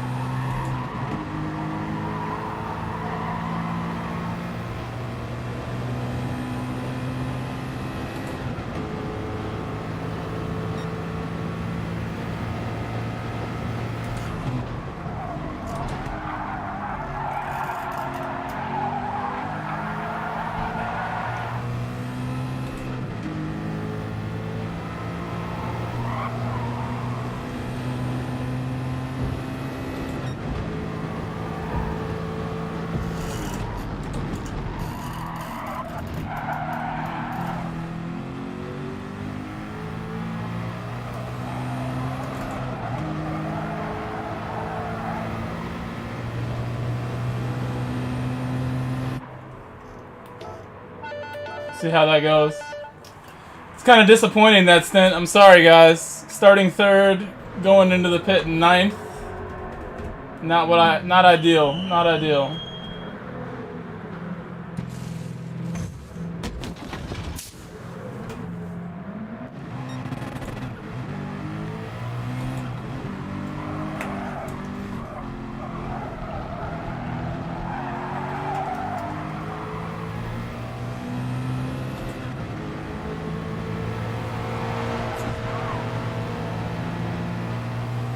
Penalty?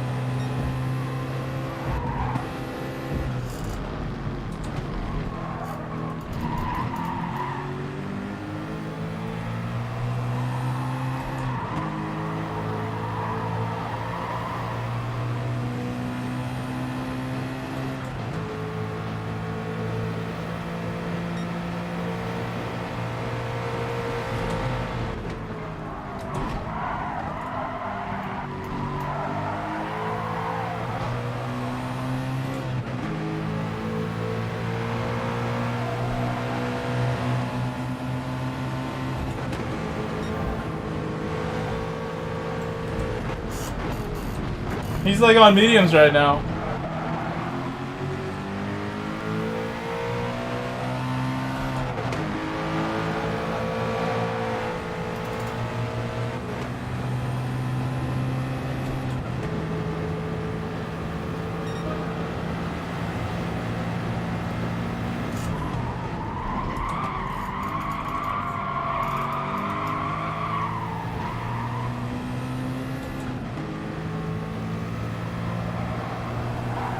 I'm slowing down too much mid-corner there sometimes.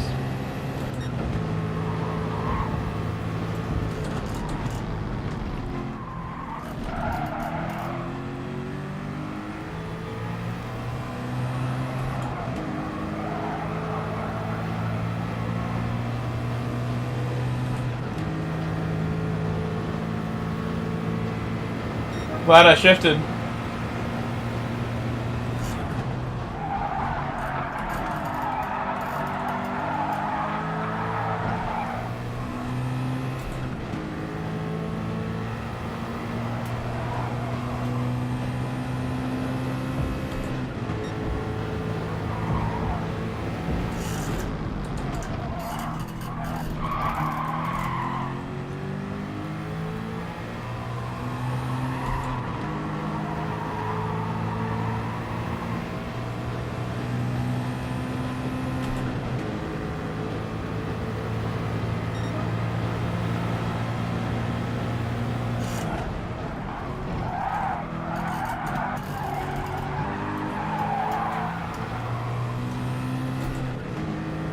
Seems like a better combination of techniques into the corner with the gears. I don't remember what I did exactly.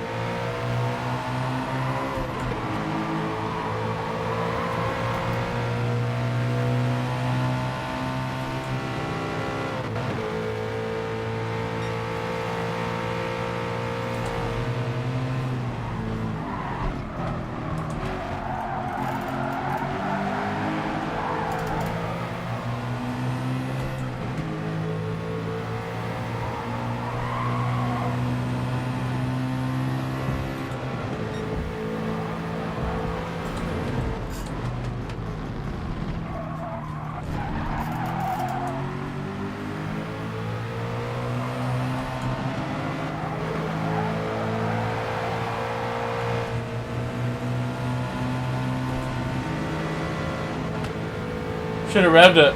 Might have been closer. Or gone outside. Might have been better too. Well, I made it to the end without like murdering anybody or myself, so that is always good.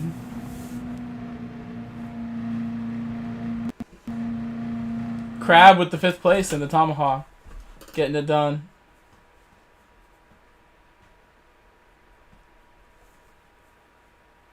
I might need to do a race run in between now and the PX7 next Rodrigo one. said, "The way you got pushed around on the first few laps was BS." It happens. I leave myself open to it, taking the wide turn 1 line. Said, "You did well." I was turning really wide at turn 1, so that's what they should do. I was going like way outside as if I'm in time trial. Clearly in the race you don't want to be doing that because you'll just get, you know, ate up like that. And I wasn't confident. I guess I wasn't going nearly as quick as everyone else, so that's what would happen. If I was on the pace and just like putting the pace down on people, that can't even happen. They wouldn't be in position to do it. JWP So Texas I gotta do better. said, "You got another slot." I got another slot. Exactly, exactly.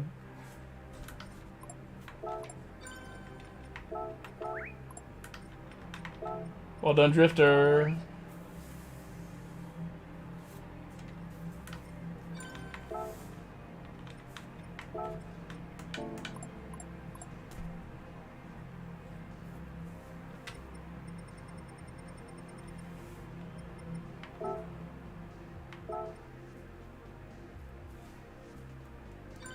PX7 Rodrigo said, Thank you, Rob. "Good luck Thank on you, the Rob. final slot."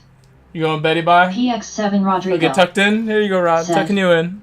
"Gotta go to sleep." Tucking you in, Rod. You're good to go now. Good night, my son. PX7 Rodrigo said, "Love you, dude. Good night."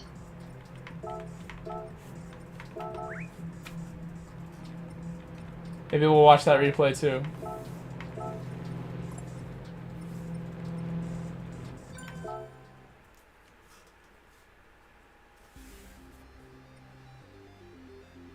Next one's in like a while, so.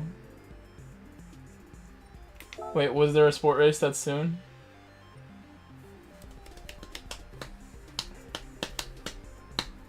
PX7 Rodrigo said, "Aw, thanks, now I'm warm." I'm glad you're warm. I don't know if I want to do this. I want to put a time down, I guess, at least. Can't use that one. Wait. Is this at least the 2020? Yes, they both are.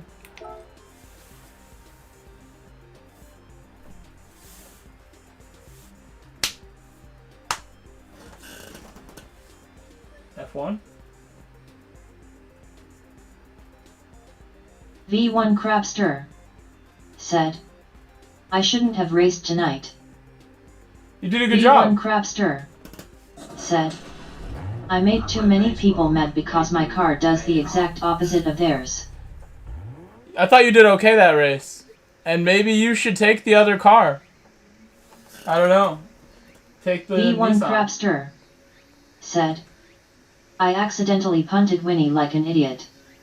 BM Drifter said, "God dang it. I would have won the race. I started on mediums and Duce and Wheaties started on softs. They had draft the whole time just so I don't catch up. Damn it. LOL."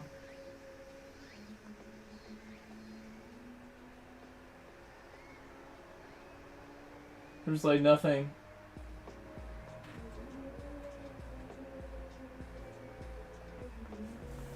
There were internationals today? The 3 points, no Eden Hazard for Belgium.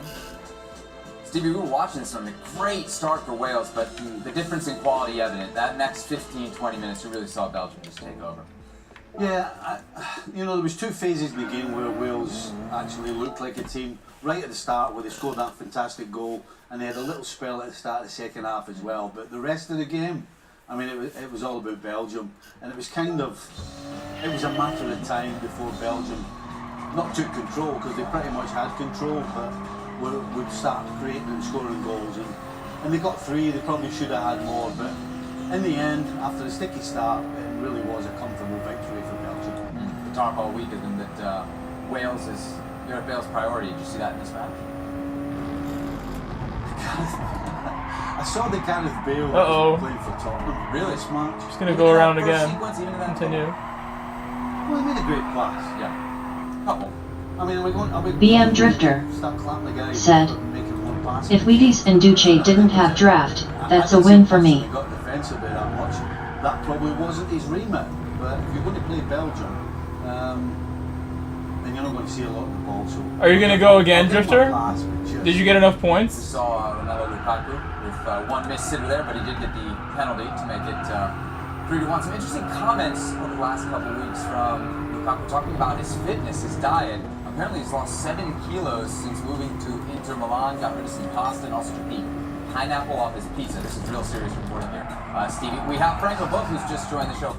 Frank, are you surprised that the diet here has made such a difference for Lukaku? Because he does look a different player than what we saw at Manchester United. Yes, he's absolutely fantastic, and he seems to be in a very good shape. But I'm not sure it's because of the diet, especially if you are talking about the pineapple. I think pineapple is what are they talking about? It's you have some sugar, but you have 90% of water. I mean, I'm not a chef, I'm not a nutritionist, I would say. I know that it's a good taste, but I'm not sure it helps you to lose weight. I think maybe stopping eating pizzas is maybe a good solution, you know, because of the flour and also the olive oil. But I don't think, you know, putting out the pineapple out of the pizza would help you losing weight. I thought Frank said he wasn't a chef. Sounds like it to me. Yeah, and a nutritionist. He knows what all the ingredients are, doesn't he? BM Drifter said, 266. Could have got 290 from the last message I sent you in chat. Damn it. Maybe not. I'm so frustrating right now. Except that it's a very good fruit, but that's it. You're only frustrated because you know you can do more. That's the only reason why. Difference between Lukaku at United and Lukaku at Inter? There is a 7 kilos difference, and if this man had to lose 7 kilos to get himself into shape, you can only imagine what he was in the last few days at Manchester United. And when he was rolling around with that extra weight. The thing is that Romelu Lukaku, when you see him play, part of his game is the physicality. But if you're carrying extra weight, that physicality now becomes hard to carry around and a little slower and difficult on the turn. Last one. You can't take people one-on-one situations, so it does become about muscling people around the whole time. Now that he's lost his weight, you see a guy that can run at people. Yes, his game's still about physicality. Yes, he can still turn people and push people around, but he has an element of speed also that he didn't quite have in the last few days at Manchester United, and now we know why. Well, thank you very much for watching ESPN on YouTube. For more sports highlights and analysis, be sure to download the ESPN app. And for live streaming, premium content, and let's not forget as well, ESPN FC 7 days a week. Subscribe to ESPN+. I'm a Verizon engineer. We built our 5G nationwide so millions of people could do what they love in Verizon 5G quality. And in parts of many cities, we have ultra-wideband, the fastest 5G in the world. This is 5G built right, only from Verizon.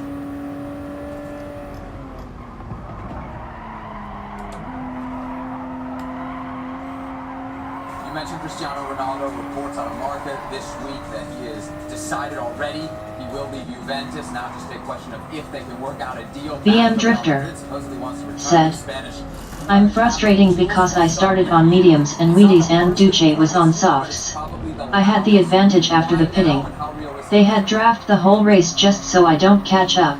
Why not? Because obviously we're getting towards the end of the season, and that's where if you want to move a player, if you're an agent or if you're a player yourself, that's where you start moving your position on your chessboard. Really, that's what happens. We know exactly how. You mean they work together, is what you mean, right? Sort of. And this is clearly another example of the Cristiano Ronaldo entourage. And that's how it goes, man. Starting to make Don't be too disappointed. You did a really good job, but I think you should go again if you think you can win. Give love a chance if you have good scores already. So So he would be there. One, we know sure Paratici himself would still be there in December because his contract runs out too. So someone new might come in and they might decide to sell Ronaldo. Secondly, what happens if Juve don't qualify for the Champions League, which is possible, seeing how much is struggling in the league. BM Drifter said, yeah, that's what I meant. So there's still a lot of things that can happen between now and the end of the season. But from Real Madrid's point of view, would it really be wise to bring him back when you need to clearly rebuild your squad? You already have aging players in your squad, and this is the time to go and try to get Mbappe or Erling Haaland or people like that, not to get 36-year-old big Cristiano Ronaldo. So there's a lot of conditions, but hey, football will seem worse than that. Greg, of course, Juventus spent $100 million on Ronaldo when he was 33 years old. The whole point was to win Champions League. Obviously, it hasn't happened. Are we at the point yet? And now with these rumors flying everywhere, we can finally label this a bust? Well, look, Juventus were already dominant in Italy before he went there, and that continued certainly for up until this season. Oh, so, boo. in terms of winning a couple of titles, then he's done that. But listen, we all know, and we've talked about it, that's not why they brought him in.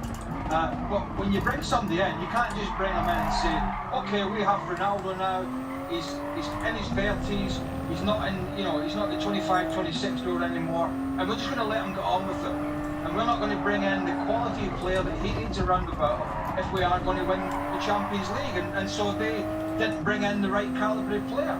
And hence the results. Yes, he scored goals in Italy. Last one. And quite a lot.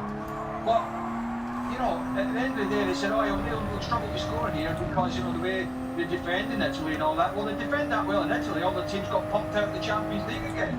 So, domestically, it's been okay. But, you know, if he goes back to Real Madrid or not, BM Drifter said, sorry Grove, I don't think I'm not gonna do another one. I'm just gonna take the points and run. At least I improved my points though. If this happens, it kind of smacks of desperation. And also, what do you do with him? Karim Benzema, the boys have touched on it over the last few days. If you need them, you should take them. Well, can you fit a Ronaldo into your side through the middle who doesn't really want to run anymore with Karim Benzema? So I'm not sure the whole thing makes sense, but in terms of what Juventus expected from him and what he expected from Juventus, I don't think they've met the criteria. Ale, what about the Real Madrid perspective? Would it be a no-brainer to bring a player like Cristiano Ronaldo back into the fold? It would be a no-brainer to say no, thank you, appreciate it, Cristiano. We had a great time, we won a lot of things together, you've moved on, and we've moved on. I'm still finishing the lap. Now, we haven't made the best decisions since you moved on, but that's on us.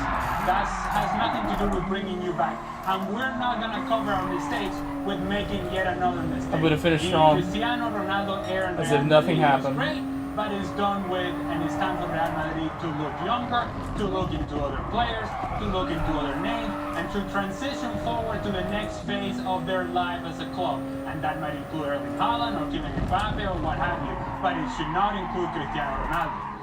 I'm hearing a lot of support for this so far here. Maybe we can get some from Sergio Ramos.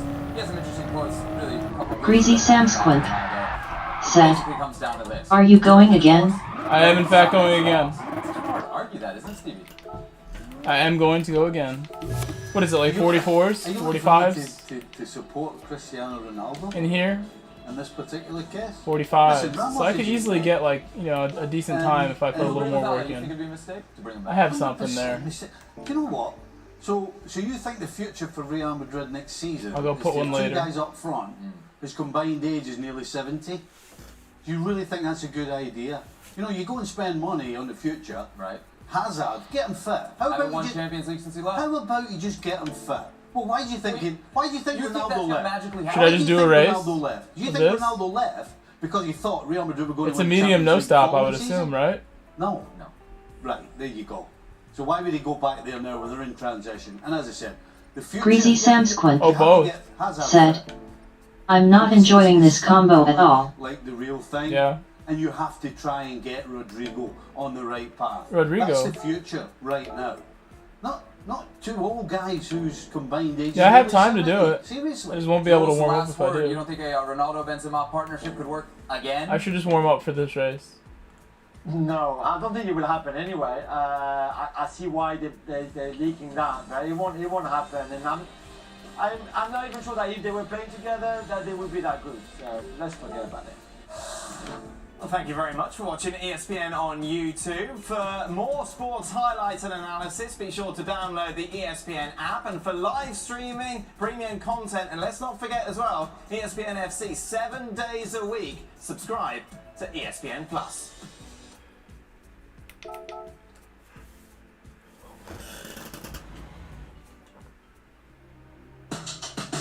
Work your style. Work your style, babe.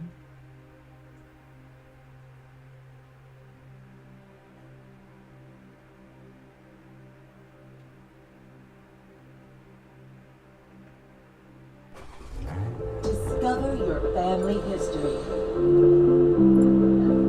I'm looking for Yuki Tsunoda could prove a thrilling addition to the grid with AlphaTauri, care of his impressive pace and adaptability.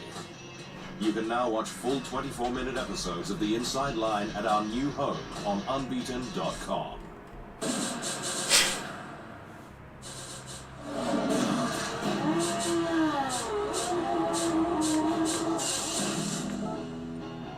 Yuki Tsunoda is one of the most highly anticipated arrivals to the Formula One grid, with the 20-year-old joining AlphaTauri, where he's expected to deliver on his hype as a swift adapter.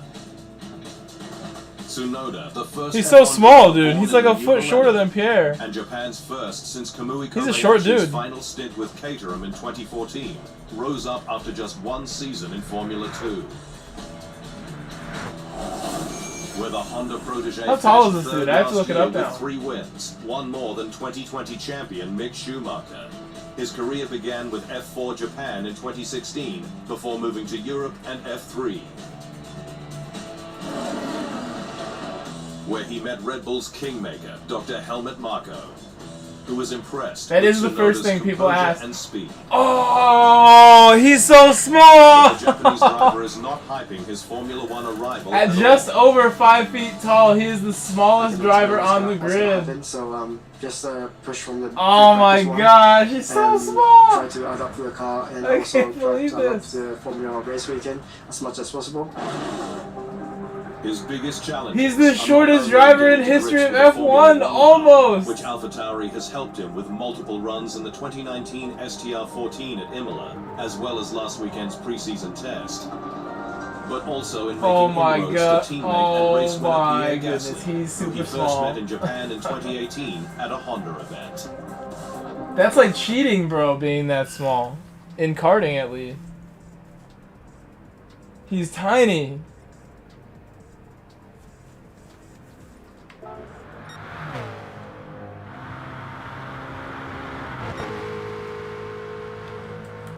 I don't know if I can warm up in this for a half an hour, but we'll throw one down now.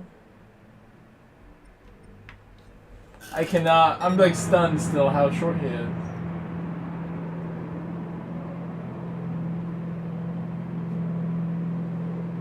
I know he's fast, and I expect it won't be a really easy season, but I pushed hard from the beginning like a rookie, and because I'm rookie, so His hands must just be little baby hands. Tsunoda is an exciting prospect, with momentum from setting the second fastest time in preseason testing, along with endorsements from his old Carlin F2 boss Trevor Carlin. I would expect some incidents in the first races, but once that's over, I think he can surprise a lot of people, he said.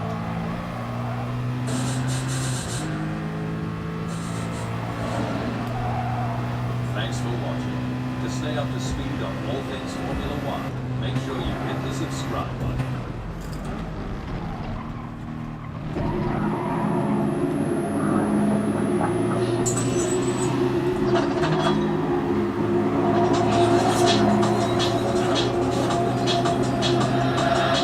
V1 Crabster said, I'm running the R92. You should have did that the whole night. It's a bit late now you make this call, but better late than never, they do say. They do say that, don't they? Max Verstappen's test-topping late run in Bahrain left little doubt Red Bull is in a strong position as Formula One's pre-season test drew to a close, while a spin for Lewis Hamilton capped a challenging 3 days for Mercedes that the world champions have spent on the back foot.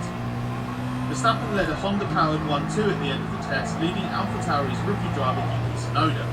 Hamilton finished 5th fastest, over a second slower than the Red Bull, and Mercedes believes it's not as quick and has confessed to being confused by its low fuel work as well.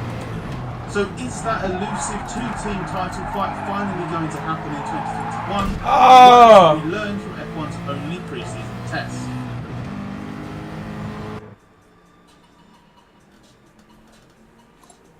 Even before his late run to top the times, Verstappen had expressed confidence Red Bull's car was in a better place than it tested last year. This is very old.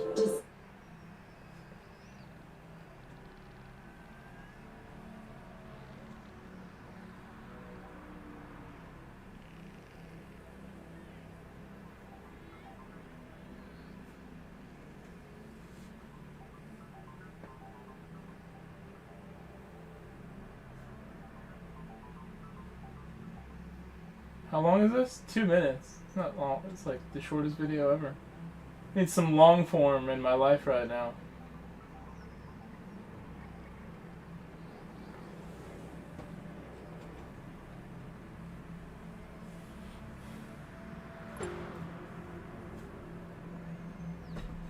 BM Drifter said, "The thing though is I was number 1 in the lobby last slot and should have won the race. Many of you will know that LOL. I haven't exactly been quiet about just how highly I rate George Russell. And in my eyes, why should I? He is a driver that in my opinion has so much potential and already is driving at an incredibly high level despite still racing at the back of the grid and going into his 3rd season with Williams. Now, many people might be thinking that, if anything, George Russell is overrated. What is so special about a guy who has spent the last 2 years at the back of the grid, and why do I already consider him to be on the same level of a Leclerc and Verstappen? Well, if you're one of those people, then hopefully I can go some way as to show you why I think Russell is so special and why I believe George Russell will be more than just a world champion, but a multiple-time world champion and a driver who has the potential to carry a team and dominate Formula One.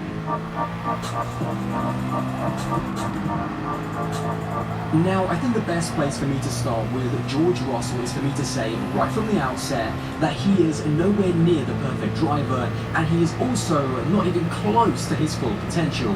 Even last season in 2020, there were a few occasions in which arguably Russell cracked under pressure and made mistakes which cost Williams potential points. In Mugello during a chaotic race and whilst running in the points for a decent amount of it, on the final restart he made a poor getaway, dropping immediately out of the points and was unable to close up and overtake the Ferrari of Sebastian Vettel.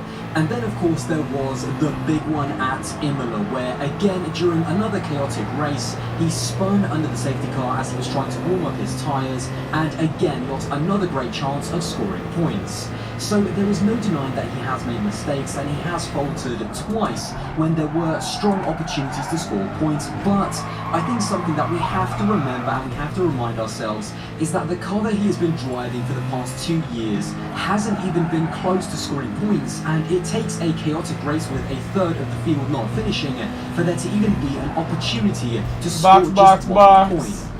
But anyway, I wanted to start with those points straight from the off because I don't want to try to avoid them, but having said that, let me now really explain why George Russell is so special, beginning with his junior career.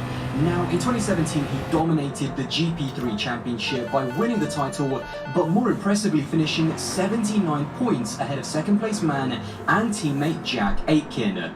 He then did the thing that all special young drivers like a Charles Leclerc just somehow managed to do. BM Drifter in 2018, he moved up said, into Formula 2. "Put me MVP in the race. I actually had better pace than most of the guys in the race and did pretty good on the tires." Ahead of second place Lando Norris and third place Alex Albon. Let me change something with my most camera. impressive was that whilst the gap between Lando and Alex was just 7 points, A little the too gap bright. between Lando and George was 68 points come the end of the season. But this is where, quite ironically, I've always thought, despite George, Lando and Alex finishing in that order in Formula 2, by the end of their rookie seasons in Formula 1, the quality of cars that they were in was completely the opposite, with Alex being in a race-winning car, Lando being in a car capable of podiums, and Russell being in a car that on average was 2.1 seconds slower in qualifying to the best time set in Q1. So in the end, that is just the irony and luck of Formula 1, I suppose. But this is why, from day one, I've always felt that Russell is underrated by so many people.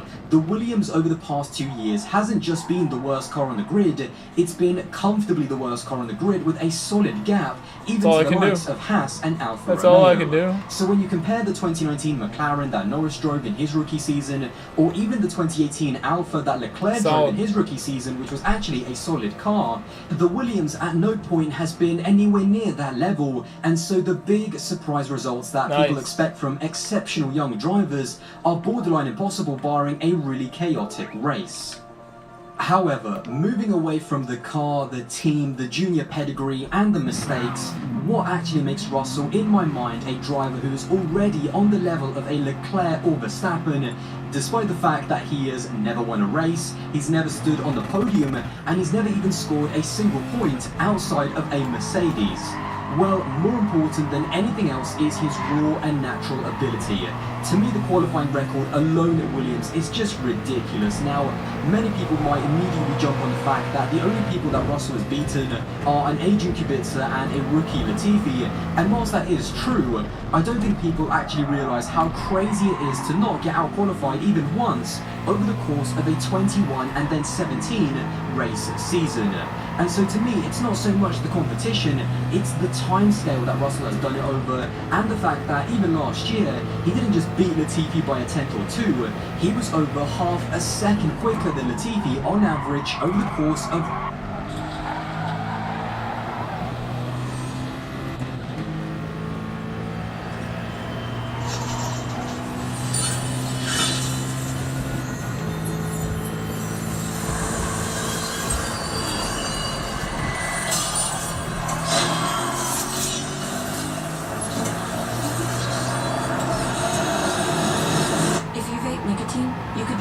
toxic metals like nickel, chromium, and lead that can damage your lungs. I'm not gonna make it! I'm not gonna make it! Honey, take a deep breath. Stay focused. I'm gonna miss it! We can do this.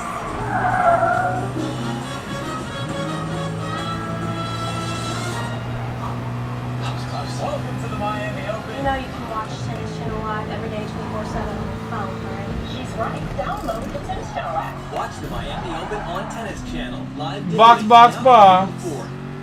The whole season. And Russell's qualifying record even stretches back to his Formula 2 You know what? season, so I don't even know why I'm stressed out right now. It's just an exhibition series. It's nothing. We're just doing this for fun. That's all. I just don't know why I'm frustrating. Outqualified by his ART teammate Jack Aitken. This is good practice for you. In a real situation, if it was official season and you knew that these scores counted for everything on the table, you would have to go again. You'd have nothing to lose. You would have to just go again anyway. So, you know, it's either you're going to get the score you want or you're not. You need it to get what you were trying to achieve. So, although I'm not going to go over the top and be crazy and say that Russell is, in terms of wheel-to-wheel combat, on the same level of a Verstappen, although very few even are, outside of the Williams, if you look at him in Formula 2, and more importantly, if you look at him in his one race for Mercedes and that commanding move that he put on Valtteri Bottas, the one thing that you can't take away from George Russell is that he can go toe-to-toe with the best drivers on the grid, and he can make the big moves when so much speculation in this video. Also, on the subject of that one race for Mercedes at Sakir, the best drivers on the grid are always the ones that can be put into any situation, into any car and into any team, and they will immediately be competitive. And I think that is something that people really take for granted. Drivers like Leclerc and Verstappen we've seen were not only exceptional in midfield cars, but from the very first race of them being in top teams, they were either immediately on the level of their more experienced teammates like Verstappen was up against Ricciardo, or even in Leclerc's case up against Vettel. So speculative, so speculative. You need to chill. I still can't believe Yuki Tsunoda is only 5 feet tall. Exactly. Like what? He's a Hobbit. Hobbit race car driver.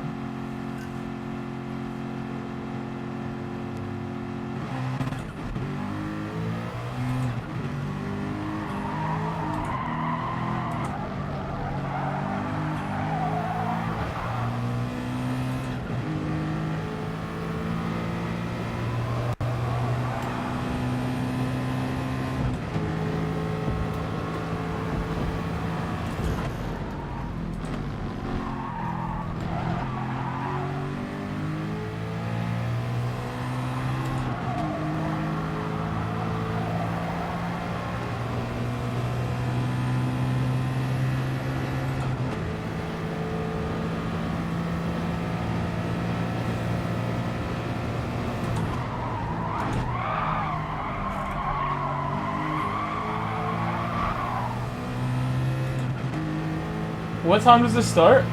At midnight?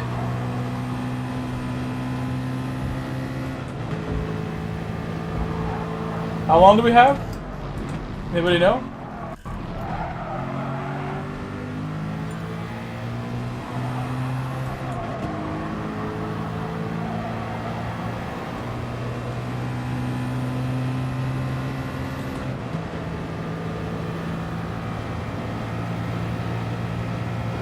BM Drifter said, "Yep, you're right.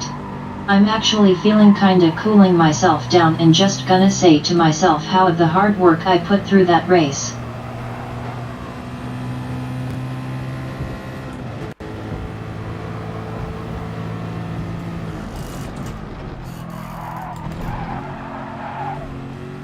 Box, box, box!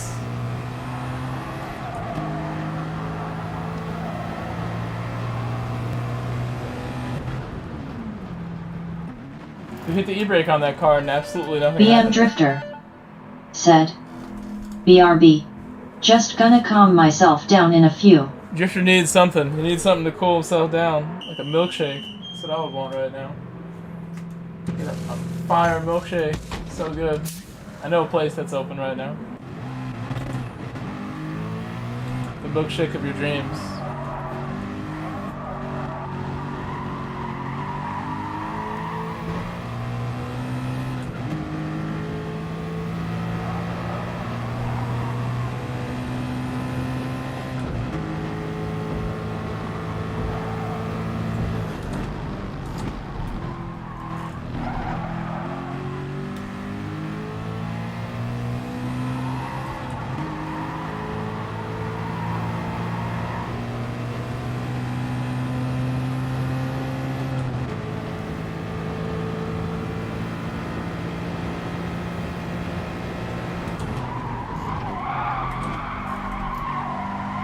BM Drifter said, "And also the next slot is midnight." Thank you.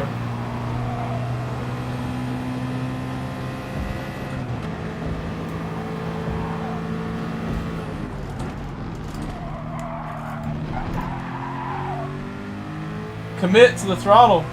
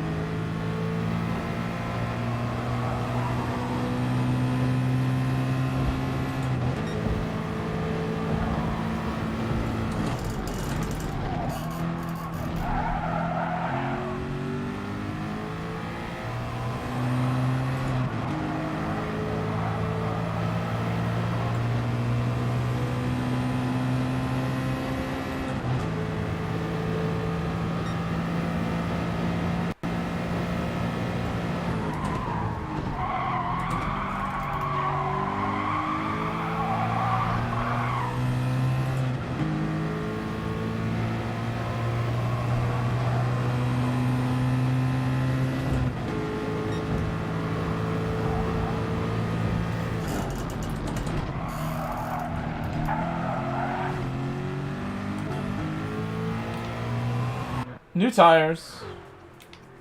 Got 10 minutes. This is my last stint.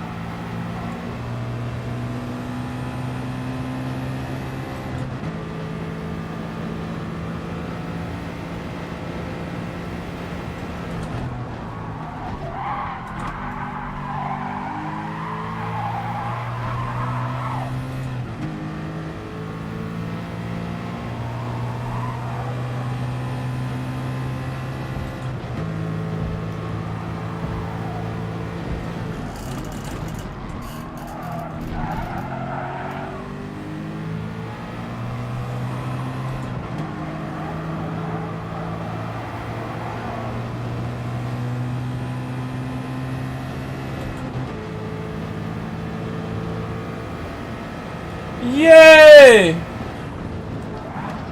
I got it. We done it! Baby, we did it! Oh man, I got a .4. Did it again.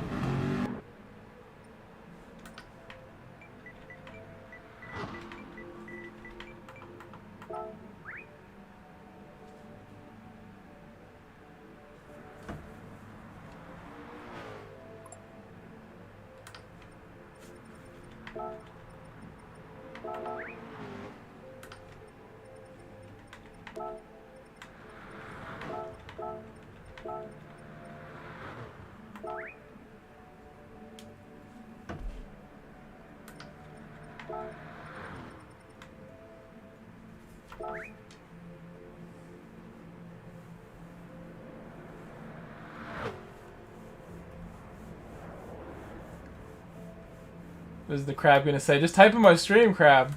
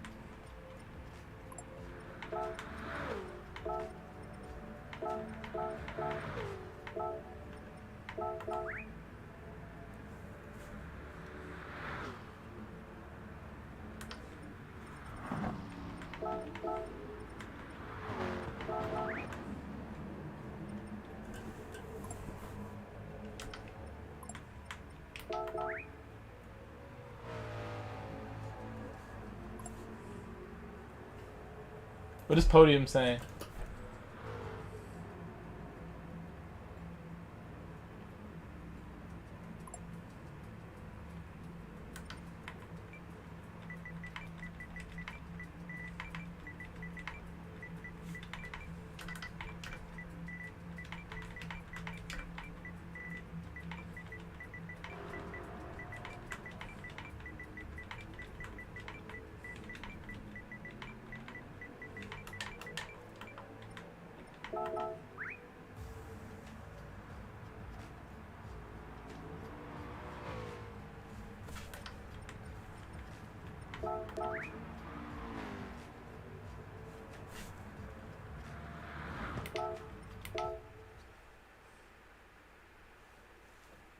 It's like in his way, in my own way.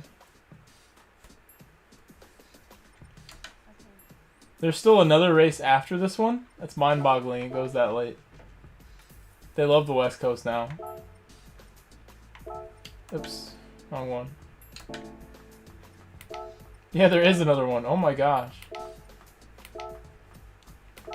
On a Wednesday.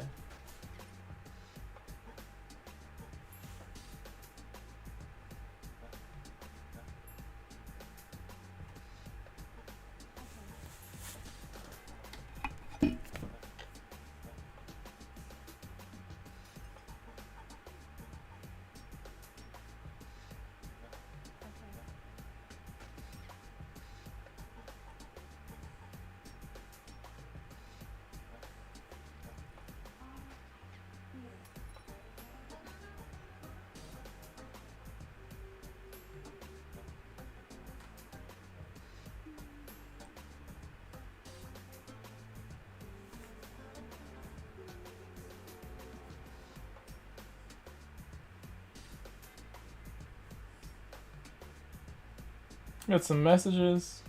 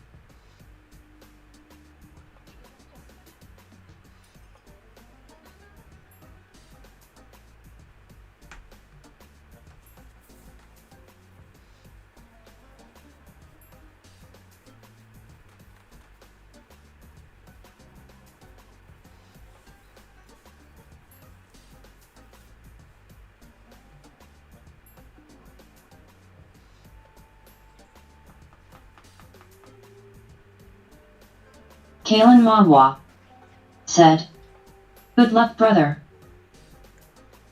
Thank you so much, Kalen. I was just texting somebody. I'm gonna try my best now, but like only now do I feel confident in this race.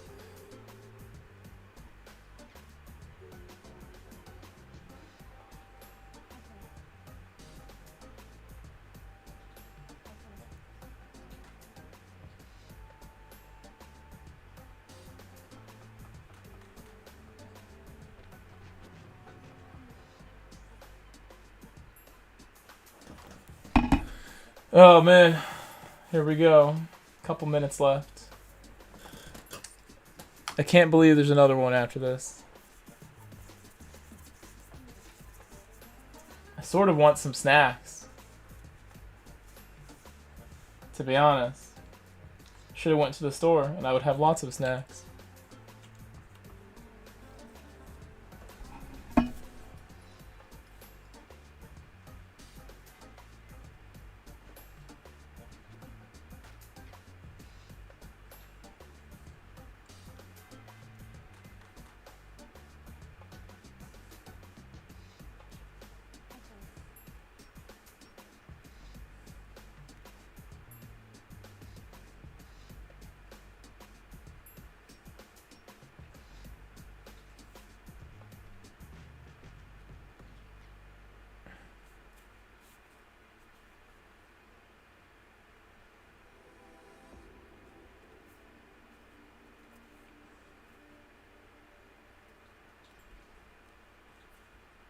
Alright, now that's back.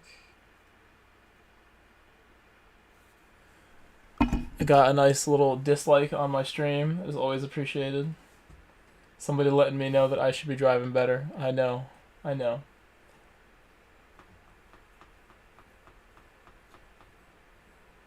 Winnie847. Thank you, Winnie. Said, GL man. Thank you, thank you. I definitely want to drive better than I've been driving in these last 2 races, so good luck to you also.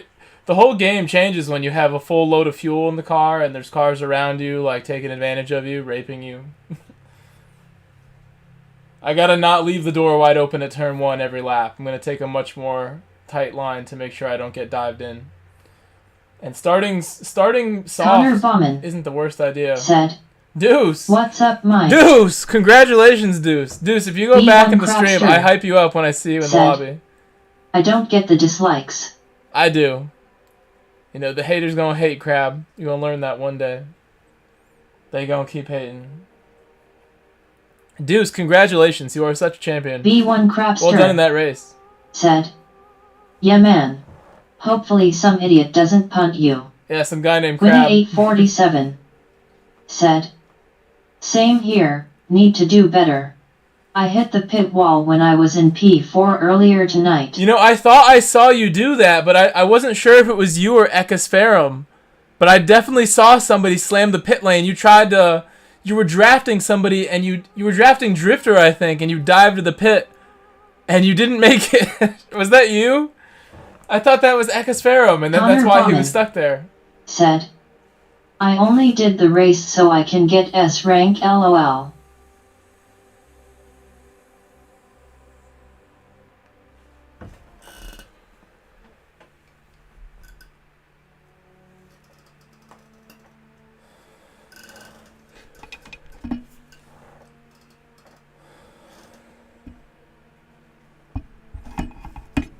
That's a low-key flex, Deuce. Low-key flex right there. He's like, I only did this race for our ranking. I didn't mean to come in and dominate. Winnie847. I want to see Deuce win a championship. Said, Equus did the same thing actually. V1 Crapster. Oh, really? Said, so I saw him then. Oh man. 260. You're logged in so much earlier than I am for you to be saying that. For you to type it, and then I hear it from Connor you. Bauman. Said, I think 290 is my highest nation's result. Are you getting into this lobby like 5 minutes before me, Crab? I'm V1 gonna guess Crapster. 270. Said, I'm literally going to be pissed if I do okay here.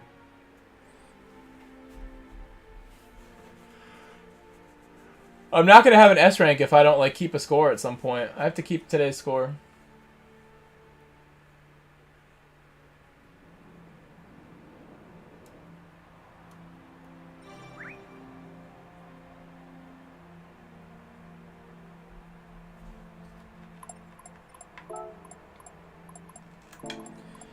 How did you know it was 260? I'm mad you got in that early. Like, you're in this lobby, like, waiting for 5 minutes before I get here, Crab? How did you know it was 260?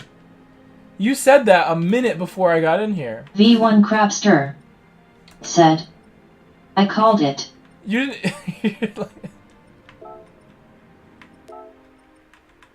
Everyone sees in the stream, Crab has the hacks. Like, he's like... he's hacking to determine the points. I'm impressed now. Now you have to Connor explain. Bauman. Said, Pog. V1 Crapster. Said, I called it a minute early. I wasn't in. Sure you weren't. You're probably on your PS5 with your Game Shark, like, super hacks.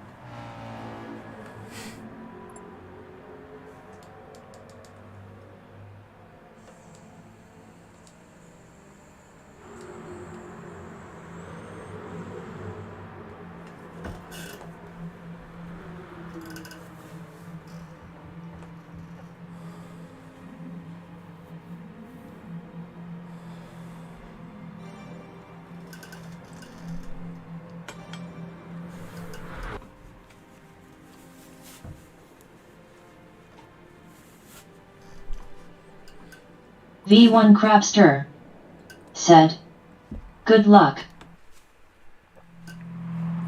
Good luck.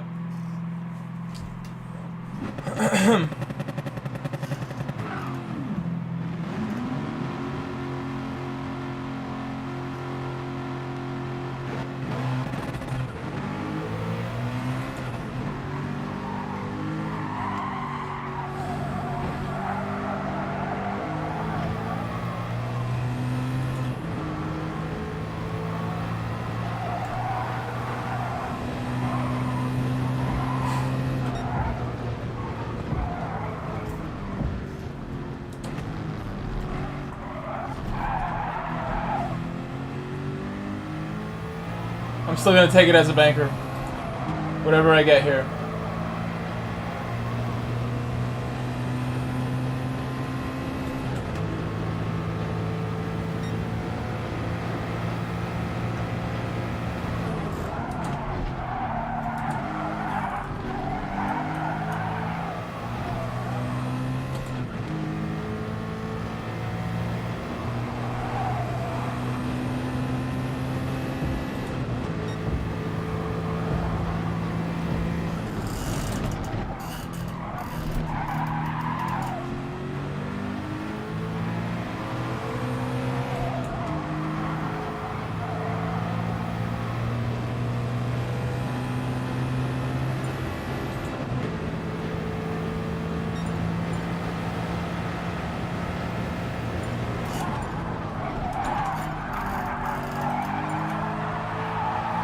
You gotta hold forward for a little longer.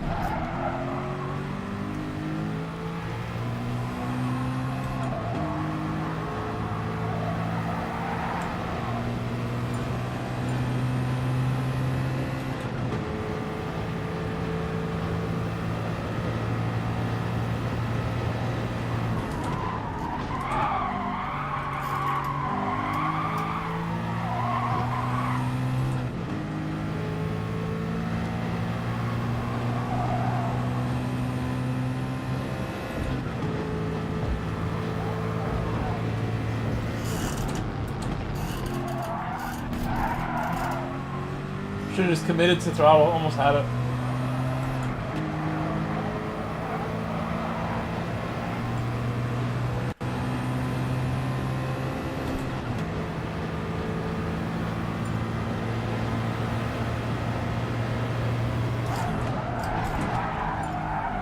Let's go pit. I'll get 2 laps.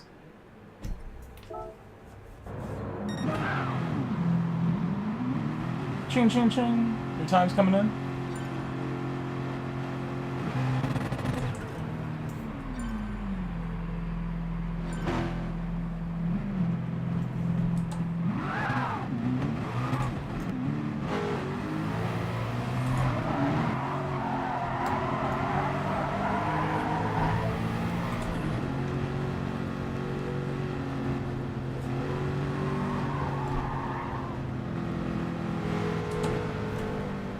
I'll still get 2 laps, no matter what.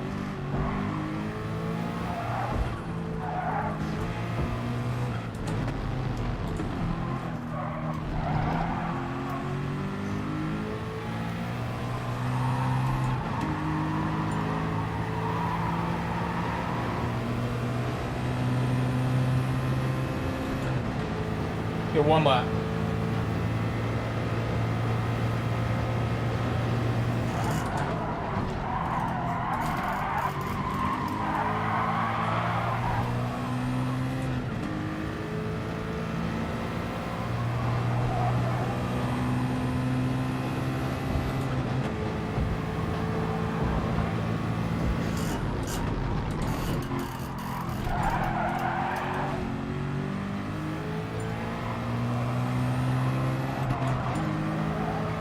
Could have easily just not nailed that wall and done a better time.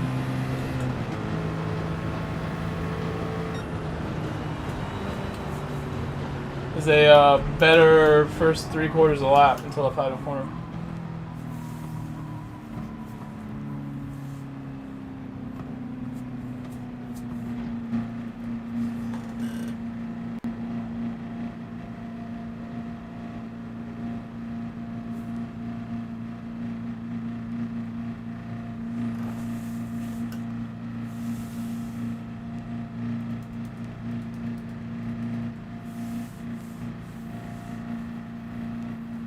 That sucks. I just did like a 0.4 in qualifying. And then in like the lobby, and then I couldn't do it here. Got close, sort of.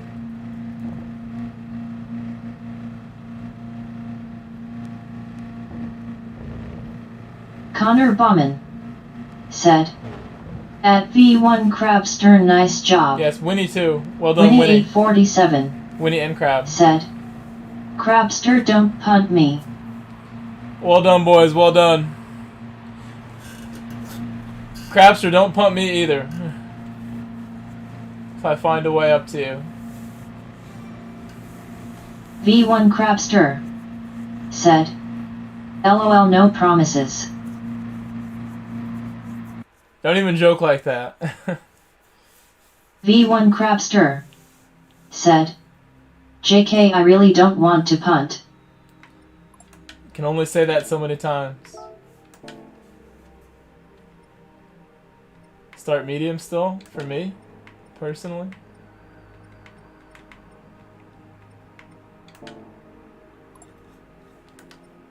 No, no worries, no worries, no worries.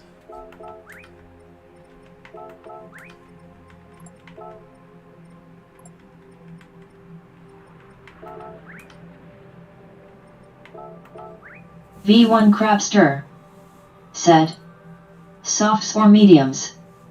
V1 Crabster said, softs. Connor Bauman said, that's the strat, Connor. just bump draft until lap 25. That's the strat, for sure. Lap 25, it's anybody's game. You're getting fucked up, put in the wall. Hey, Deuce, is there a snail combo this weekend that has Gr.1? I saw that like somebody was testing. Panorama Gr.1, is that what I saw?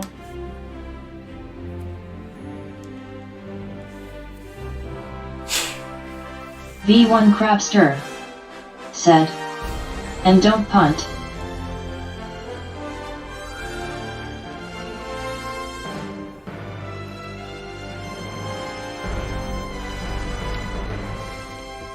V1 Crabster said, some people like to punt on accident eyes.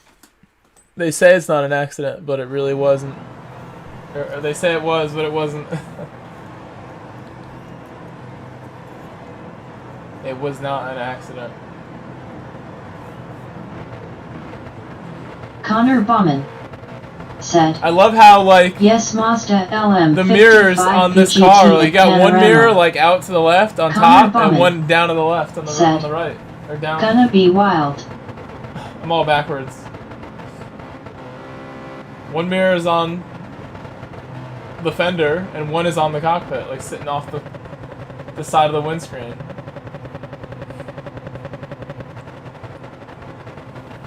V1 Crabster said, honestly.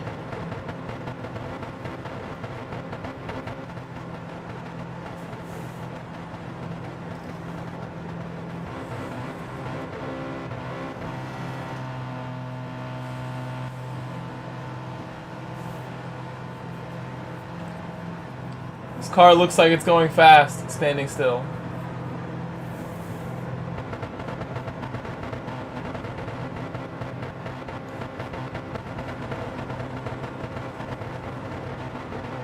V1 Crabster said, good luck, Winnie.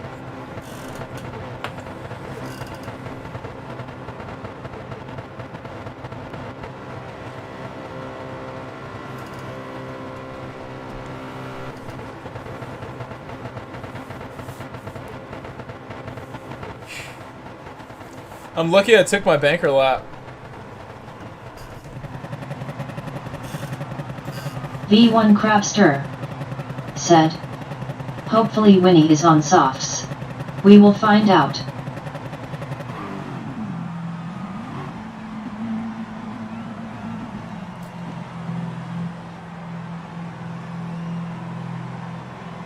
Well, well, well. That's called an F.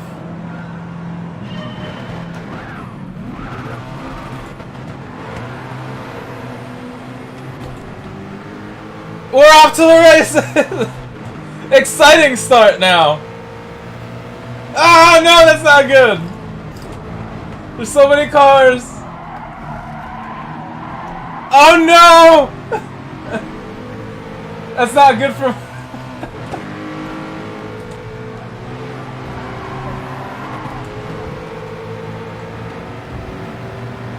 Connor Bauman said, LOL. Oh!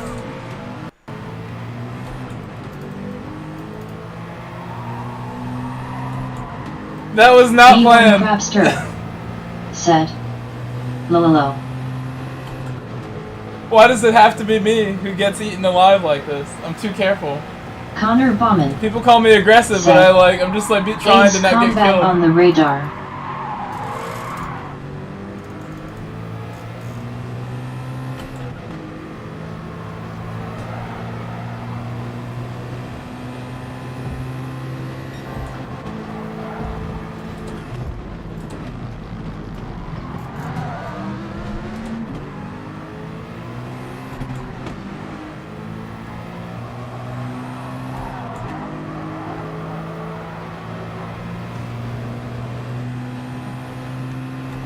He's still there. He's still stuck there. He's got a black screen or something, right? I guess.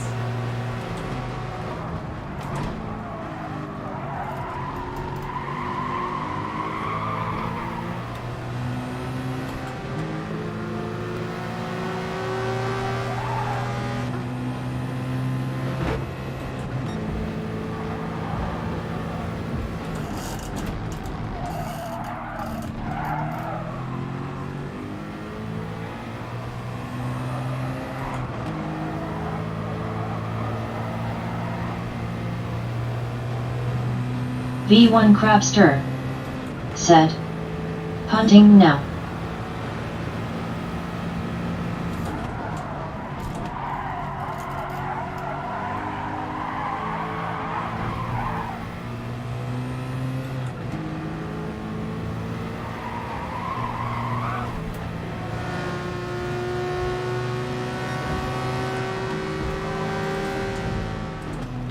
Go right by on the straight, even though I messed up. Gotta get back in my rhythm. Crap, why would you ever take this hypervenom thing, this tomahawk? Look how slow it is. It's like the slowest car I've ever seen in Gr.1. It's getting blasted on the little straight we have here.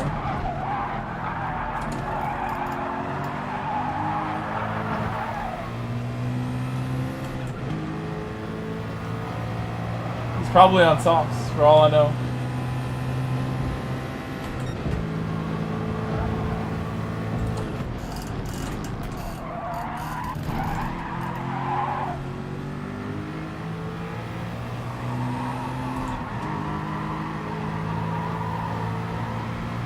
Caught some draft.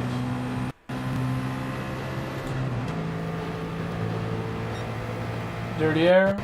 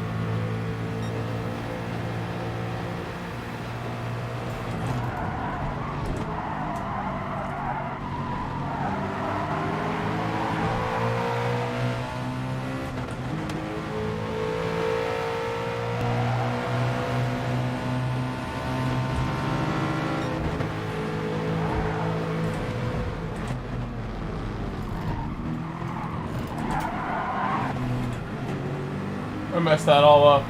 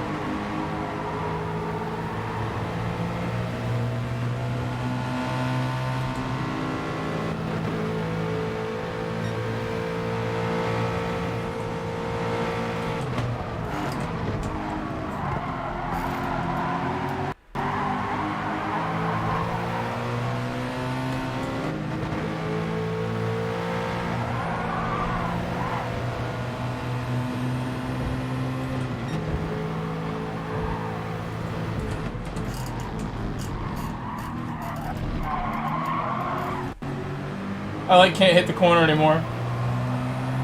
I'm like getting scared there or something. I gotta start doing it right. Immediately.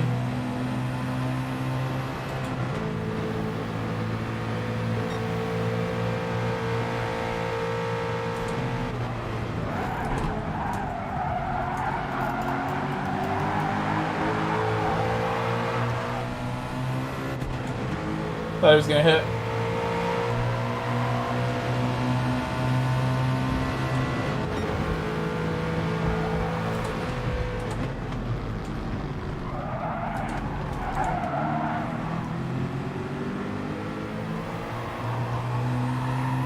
Still can't do it right. I almost hit it again.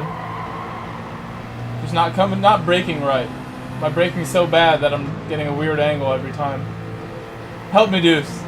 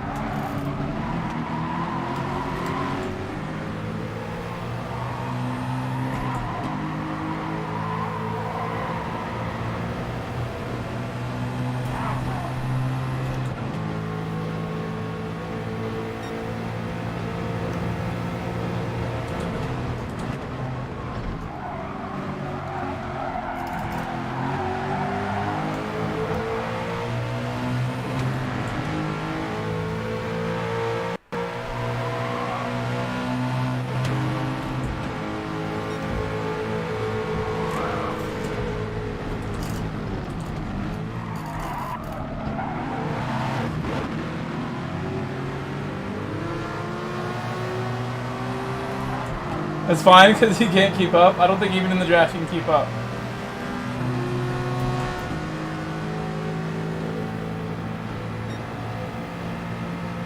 Nice.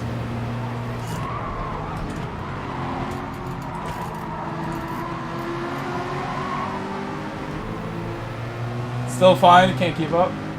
Go by anytime, anywhere.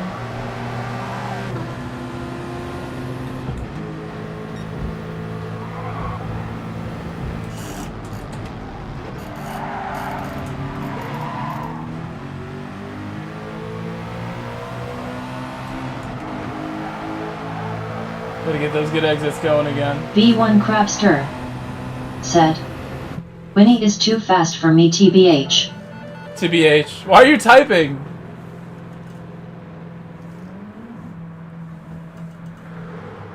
You were in the pit? Okay, that makes sense. That makes sense, you were in the pit. Ace Combat, yeah. I had bogeys, man.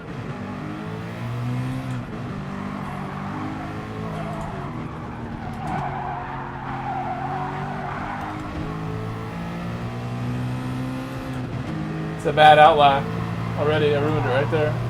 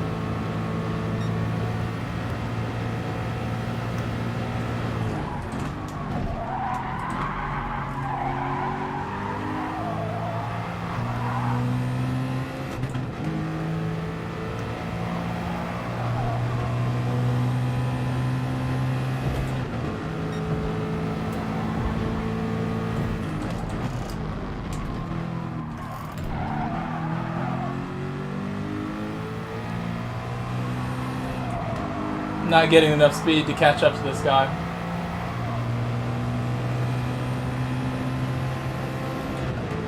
Tires look good, so I'll just have to push, make my moves now. 3 cars right there.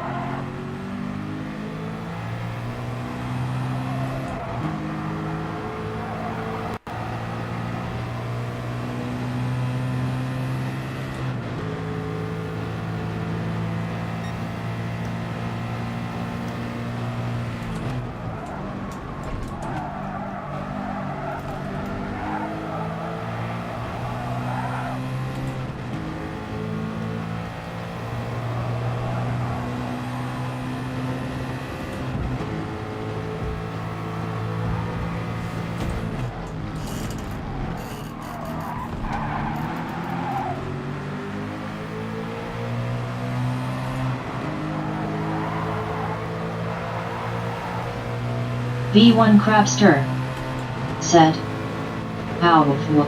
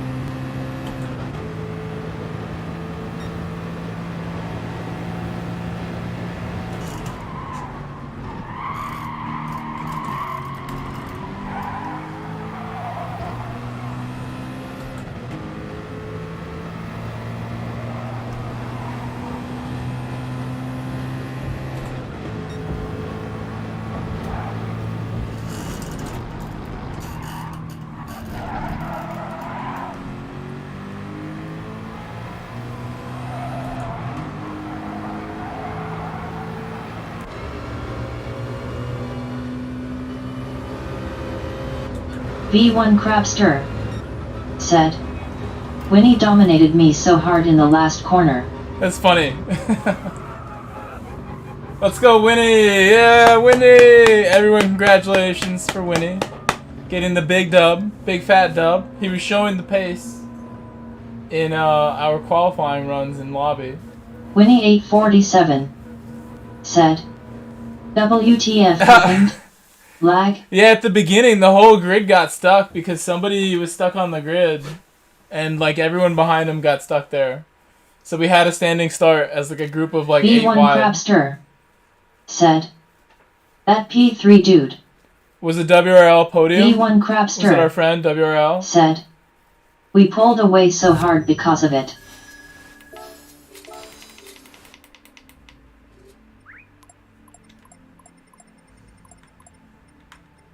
Who was it?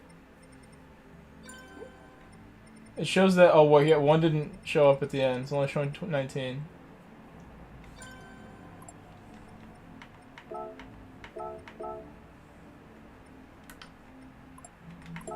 Well done, Winnie. More claps for Winnie.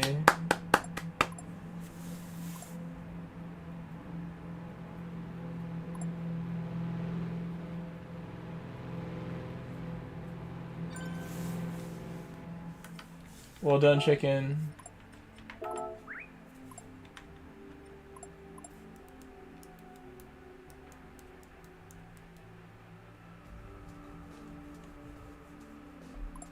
Crab, leave him alone.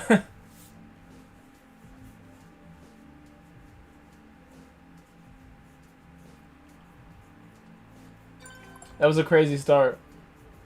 Let's see what he says. I want you guys to see what WRX has to say. I should have congratulated Telecarouse. He's really good. Did a nice job. He's getting caroused. He puts in the work.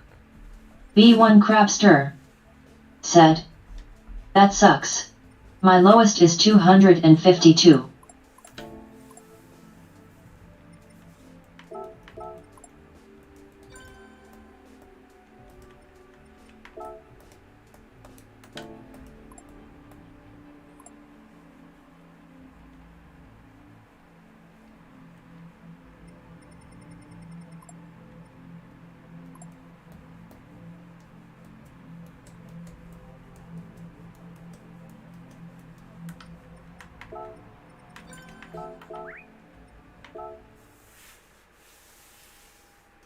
Let's watch replay. Or I could join a lobby.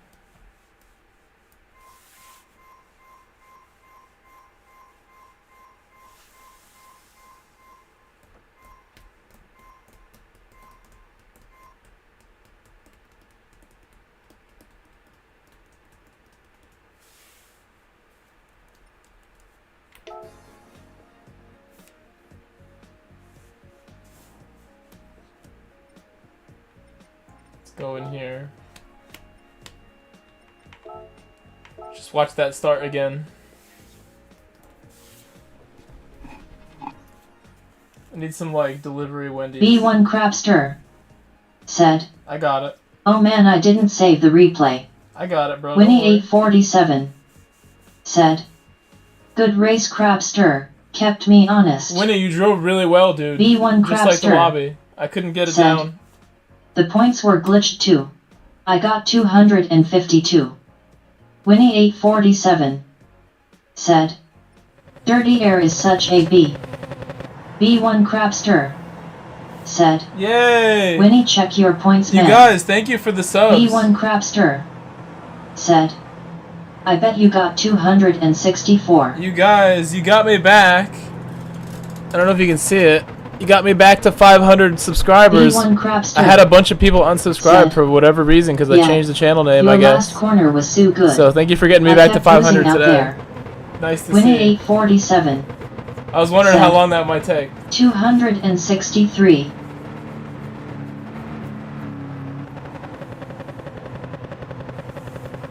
Hey, who's that guy?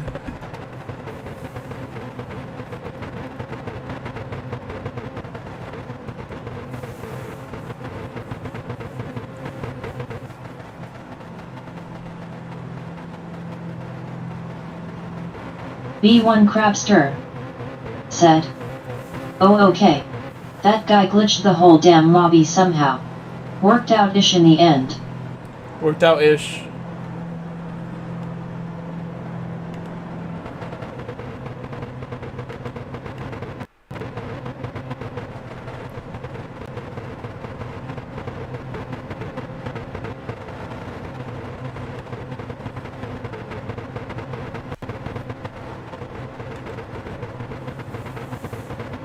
It just chills there now. It's kind of like off-center.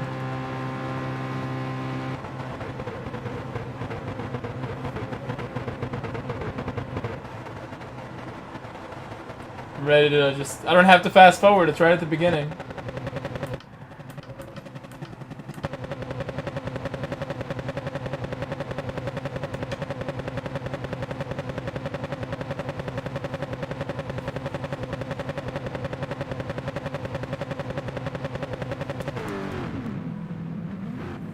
Oh yeah, it was WRX.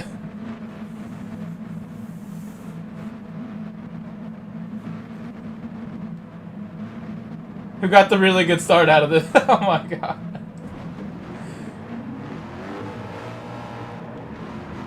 Look at this. We're like 8 wide.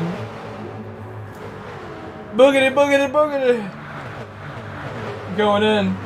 V1 Crapster said, "I drove 1,000 miles today." 1,000? Well, it goes quick with this car, so you gotta take that into account. V1 Crapster said, "LOL us casually driving away." Yeah, casually, right? Let's go back to that part, like, see you guys. Casually driving away, it's right.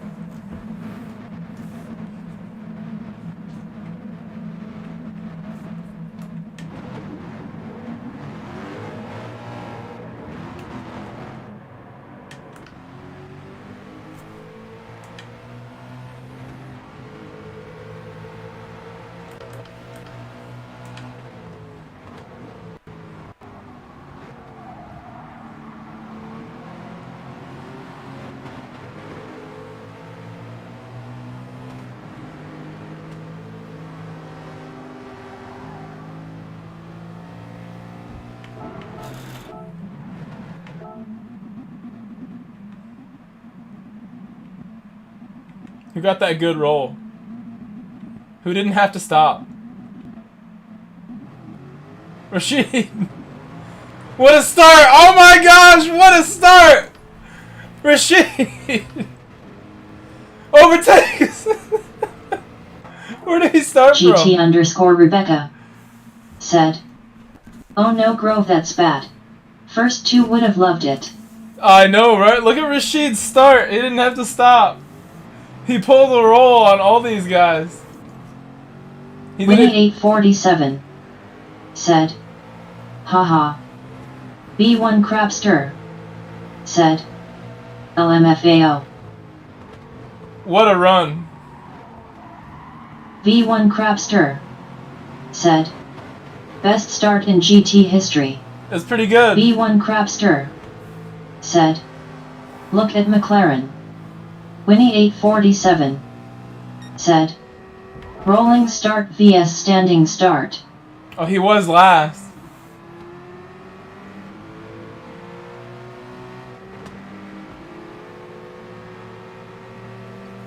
He has a good view of all this.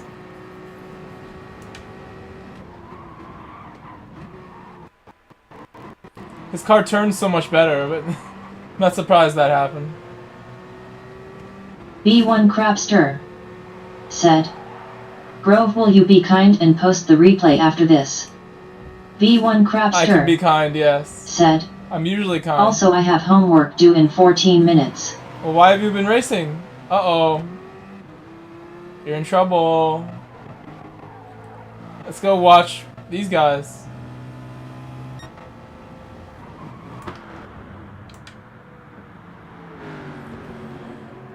Let's watch Crab get smoked for a little bit. Is he just gonna slowly walk away from you?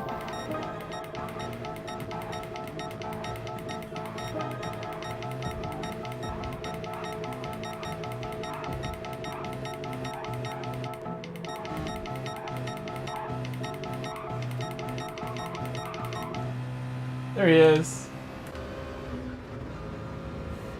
Meanwhile, B1 Crapster said, "Look at me go wide at every damn corner."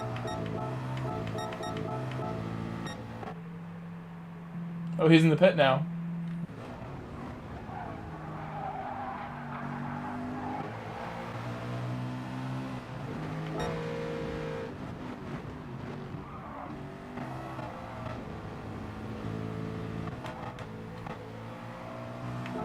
B1 Crapster said, "Mopus Ghost really messed with me. I think it happened to Winnie too." This was a crazy moment, yeah, I remember this. Telecross did that, not me. Everyone saw it, I didn't do it.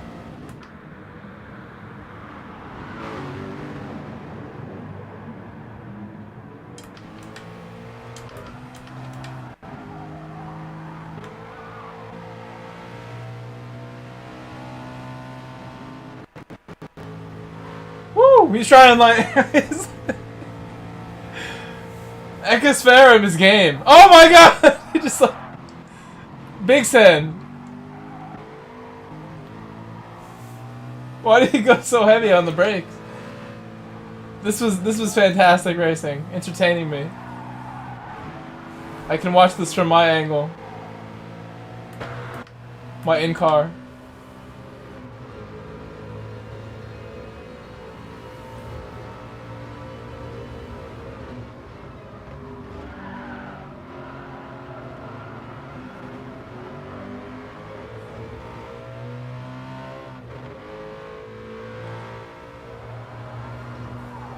And I think he slammed it. Hold on. I just want to see. I think he did hit that wall. He drove right into it.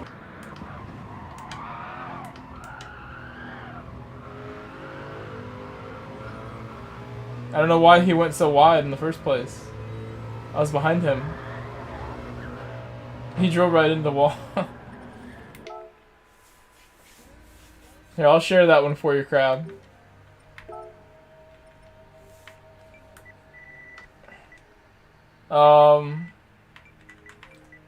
Lagged rolling start.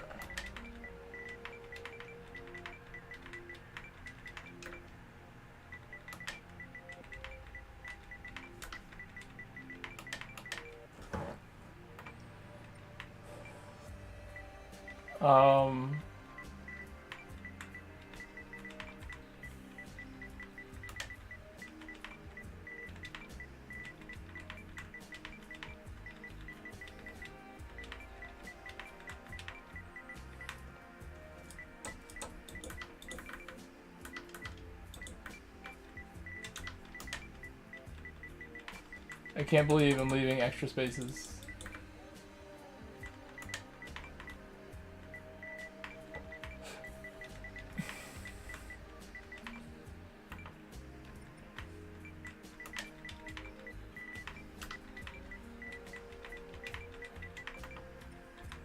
Crab, it's there. Go get it, crab. Go and eat it up. My crab bait is now in the pot.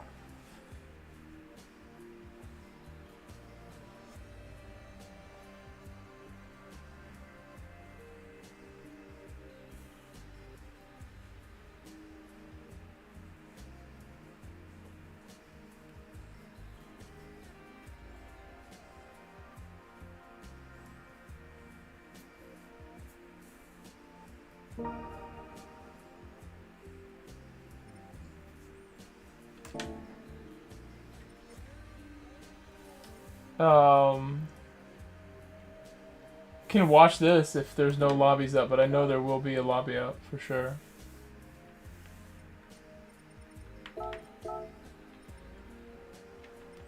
Here's my miles. Impressive miles. I got that tower there, man. That tower from last month. Putting in the work. No credit given.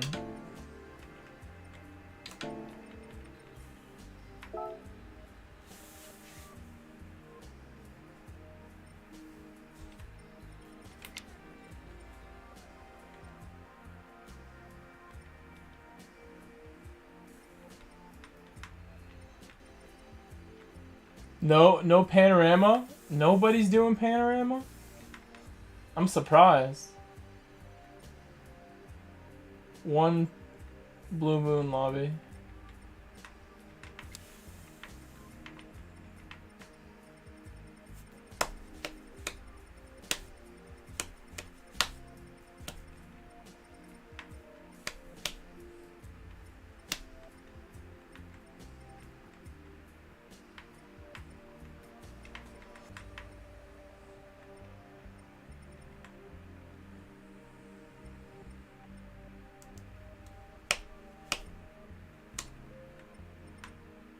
How is this all we got? Gran Turismo is so dead right now.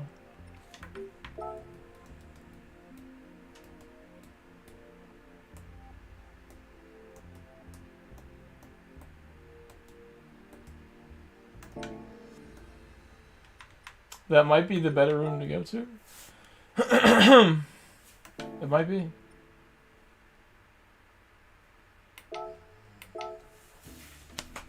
I want to make these minutes in between the next race and now useful. If this isn't looking like a lobby I want to be in, I'll just go watch the replay of my race from earlier. It was the perfect race. I want to find out what other people can do.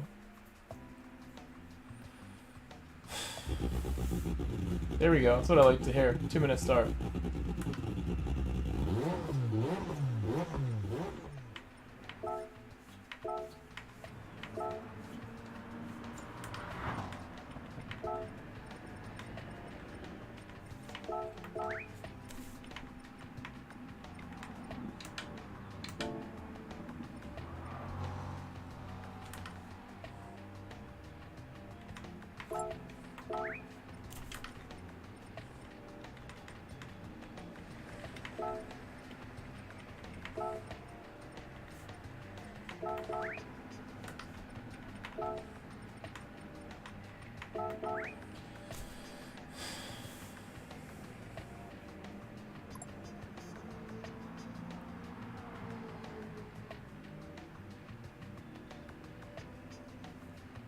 Alright, that's good.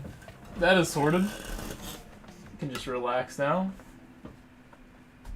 I don't think I need to use the bathroom or anything. This race should take exactly as long as I have, basically. Next race is at 1:20. Right? 1:40? Can it be 1:40? What time's next race? It's not 1:40. It was at midnight, so it's 1:20. How do we only have 25 minutes left? I thought it was a lot, because I watched the replay. I killed some time. I'll just back out of this one when it's time to go then. I don't have time to finish. Because right now we have 25 minutes. So...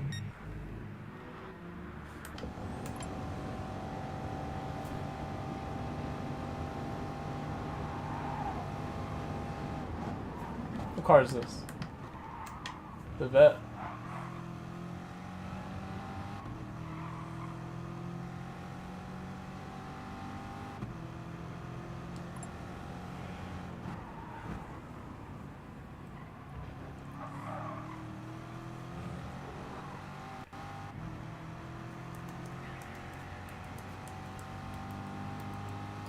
Can't remember my best qualifying time. Cannot remember it.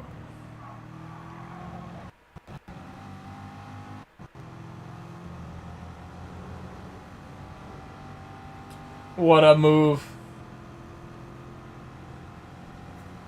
I like his livery. I'm a fan of this livery he's got. If I could see the front of it, it'd be nice.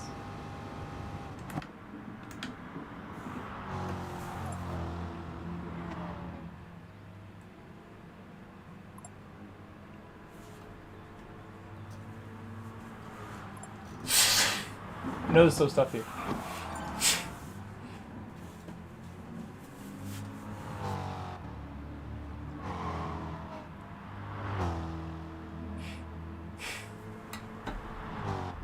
Alright. Getting readjusted from a Gr.1 to the Gr.4 front-wheel drive beast.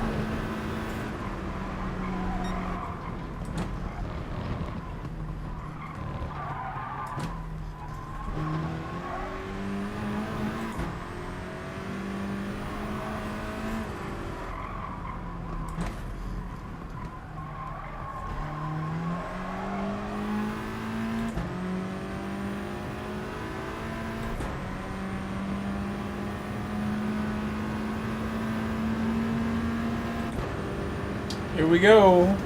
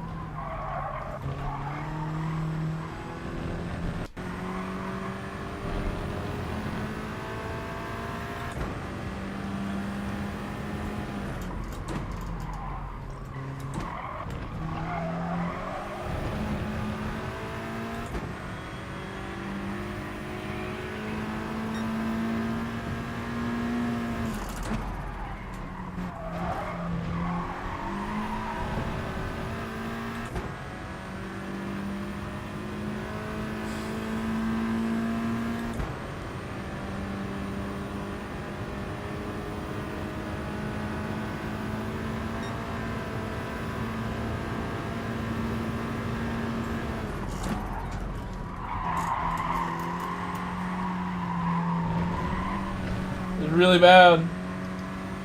Oh no.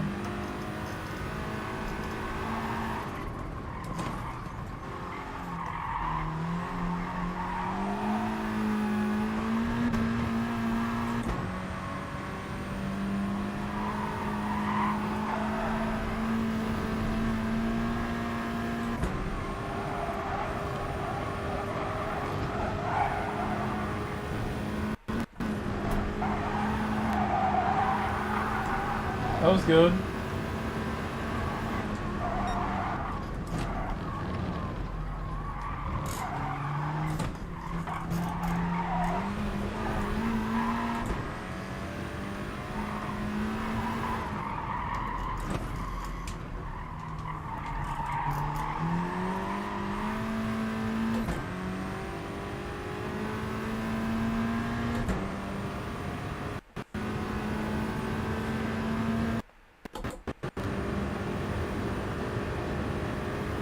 I certainly lost over a second on my big mistake.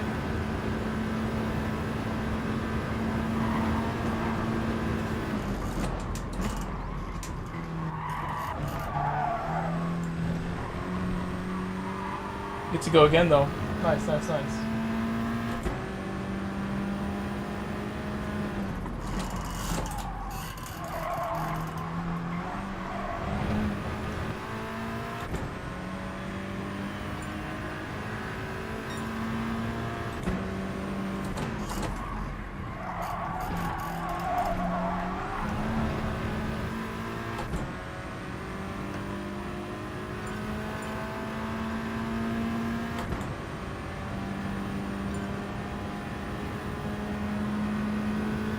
I wonder why he left.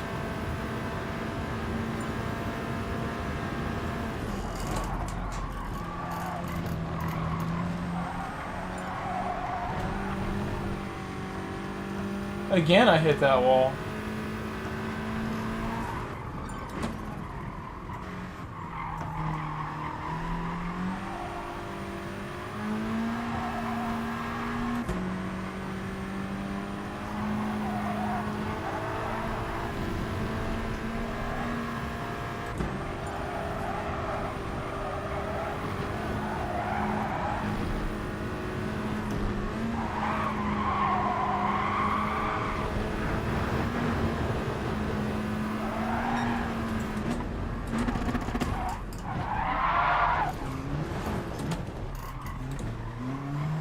It's the fast way.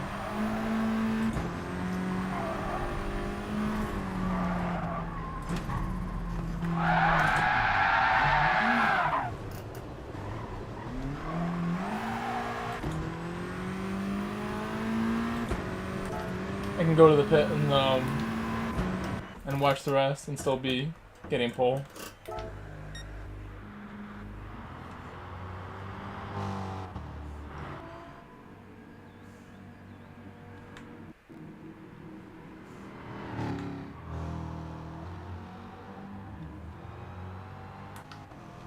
BM Drifter said, I'm back, I'm feeling a lot better now. I just not gonna do any more races for today and just gonna play something else. Maybe a good idea.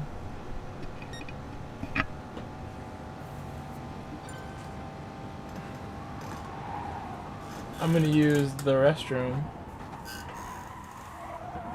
Although I'm not confident that it will go to the end of the timer. So that might not be the best idea, but whatever. Let me turn off the camera until I get back. Usually how I do things. You don't need to see the blank space.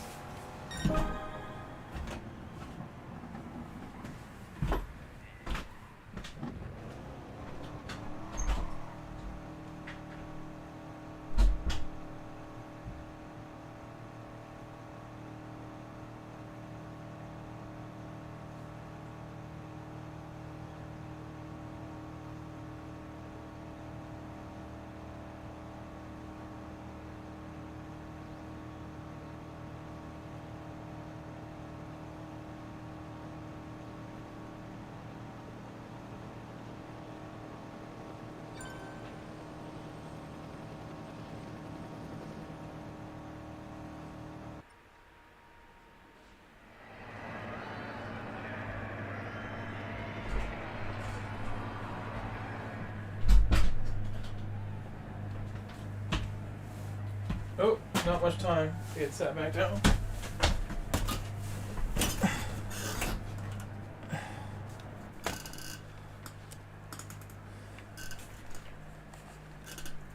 I got the pole. I got the pole. I got a chance to get like a good start and feel that again. We're back. Race starts in 15 minutes. Entry just opened. It's about to.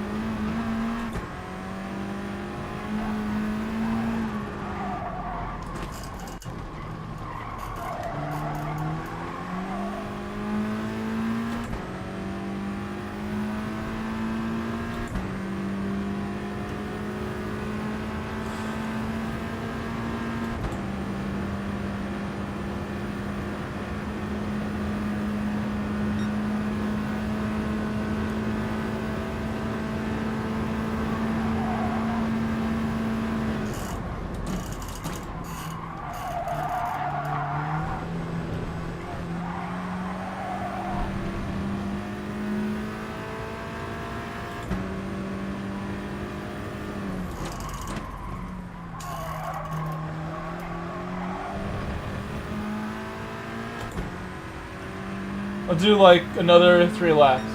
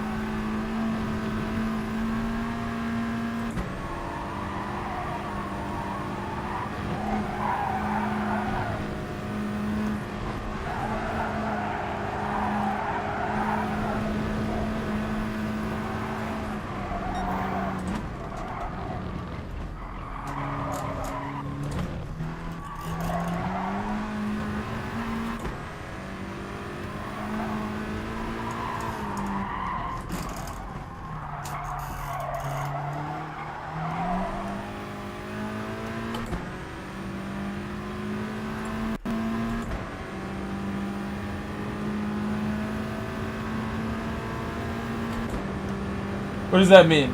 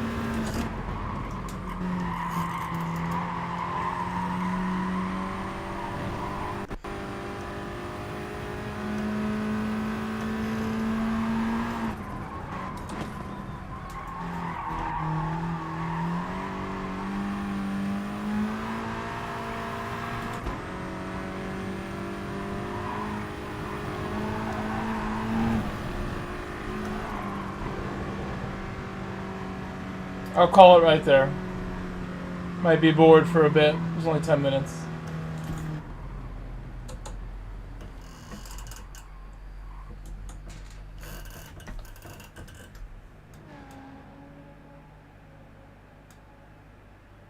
Say goodbye to everybody.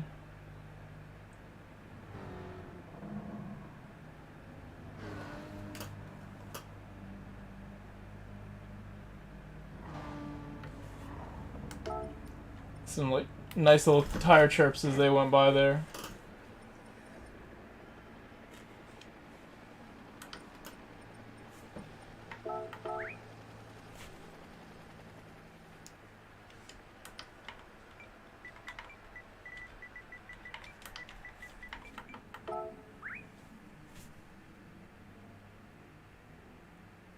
Who is he typing to?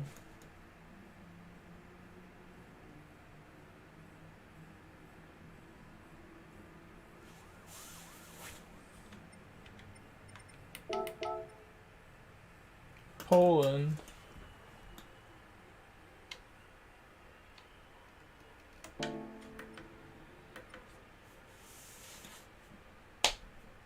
I'll give him 10 seconds. 10, 9, 8, 7, 6, 5, 4, 3, 2, 1. You type very slowly.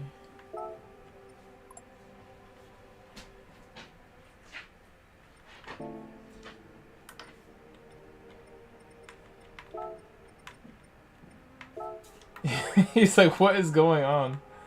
This guy is like bugged out.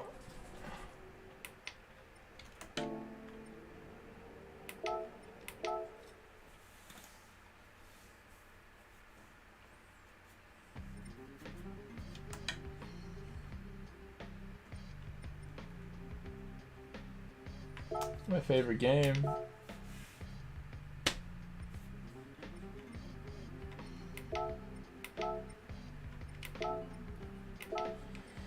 The late race. We're back. Finishing it up here. It's one more.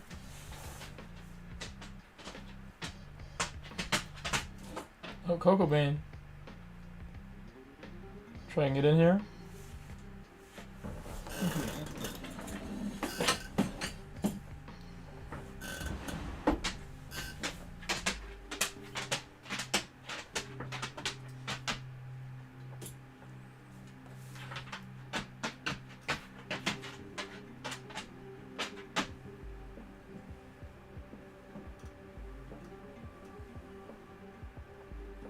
You need a haircut. It's a shame the other dog is gonna go first and getting a haircut. You need it too.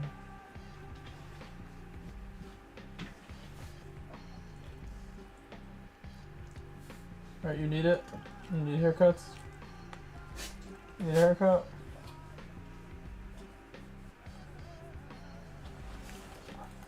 It's too long to go till this race starts. Need some F1 here. Leclerc, who gave Ferrari their first pole, podium and win in 2019, despite going up against Seb, who had the entire team built around him at that point.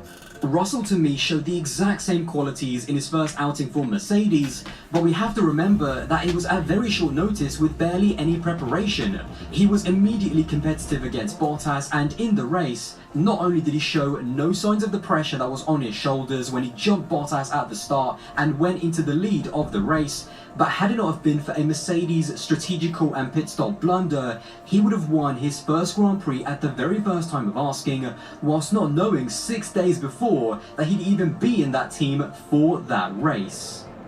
The next thing that amazes me about Russell is his mentality. I've always felt from the moment he came into F1 in 2019 that he had a champion's mentality and had a very calm and experienced Is that all it's head been? I on thought it his was shoulders. a little longer Unlike than that. Alex and Lando, who always seemed like very relaxed and chilled characters, Russell to me seemed to have a much more intense presence about him. Just the way he walks and the way he talks and carries himself, he gives off this vibe of being ready to be a team leader. And in fact, at Williams, I don't get the team that have vibe. already talked at length about how demanding Russell is. Not out so of the sure team about and its these people, claims. trying to get the most out of them. And when you look at the greats over the years, the one thing that they all have in common is that they demand a lot from their team, and they want nothing but perfection. To some people, mistakenly, this characteristic sometimes comes across as being toxic, to always be pushing people both physically and mentally, but if you want to be a world champion in a world championship capable team, you've got to have that killer mentality, and you've got to translate it onto your team as well. That's what Schumacher and Alonso did at Ferrari, it's what Seb did at Red Bull, and it's what Hamilton has been doing at Mercedes. So, when it comes to separating George Russell from drivers like Norris, Gasly, Ocon and Sainz, all of the traits I've been talking about, in my opinion, put him already in that upper echelon of Formula 1 drivers with the likes of Verstappen and Leclerc. And again, even though we haven't really seen him in even a mediocre car that can at least fight for points, I have been saying this since the end of 2019, and I'm going to continue saying it until I see evidence that proves me wrong. George Russell, right now at the beginning of 2021, could go head-to-head with drivers like Verstappen, Leclerc, and yes, even the great Lewis Hamilton. For me, it's only a matter of time before we see George in that Mercedes, and it will be interesting to see if in 2022 we get the very strong pairing of Russell and Bottas if Hamilton retires, or if we can see a showdown between the most successful driver in Formula 1 and the next special young talent who, in my opinion, will be a multiple-time world champion looking to take his throne.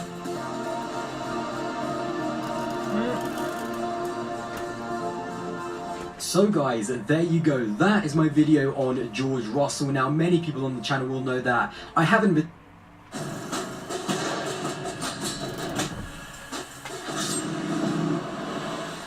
Dana White needs a lot of credit on this. Look, Vince McMahon 101. Give the audience what they want, but not what they're expecting. And I gotta tell you, I think all eyes were on Conor versus Poirier. Massive fight. In fairness, it was also the only meaningful fight at 155 that was announced at the time we had this information. I think this is great. Look, what do Chandler and Oliveira have against them? Well, they're just not household faces yet. They're names that are catching on. Their resume's absolutely beautiful. But if the winner of that is to draw into Conor versus Poirier, which I believe we can at least say should be the #1 contenders match, all of a sudden you solve a lot of problems very quickly. Competitively, architecture, I love the fight. Yes is my answer to the question. Great fight to make for the strap. And the UFC right now, Chael, has an embarrassment of riches at 155. There could have been many different permutations that they went with here.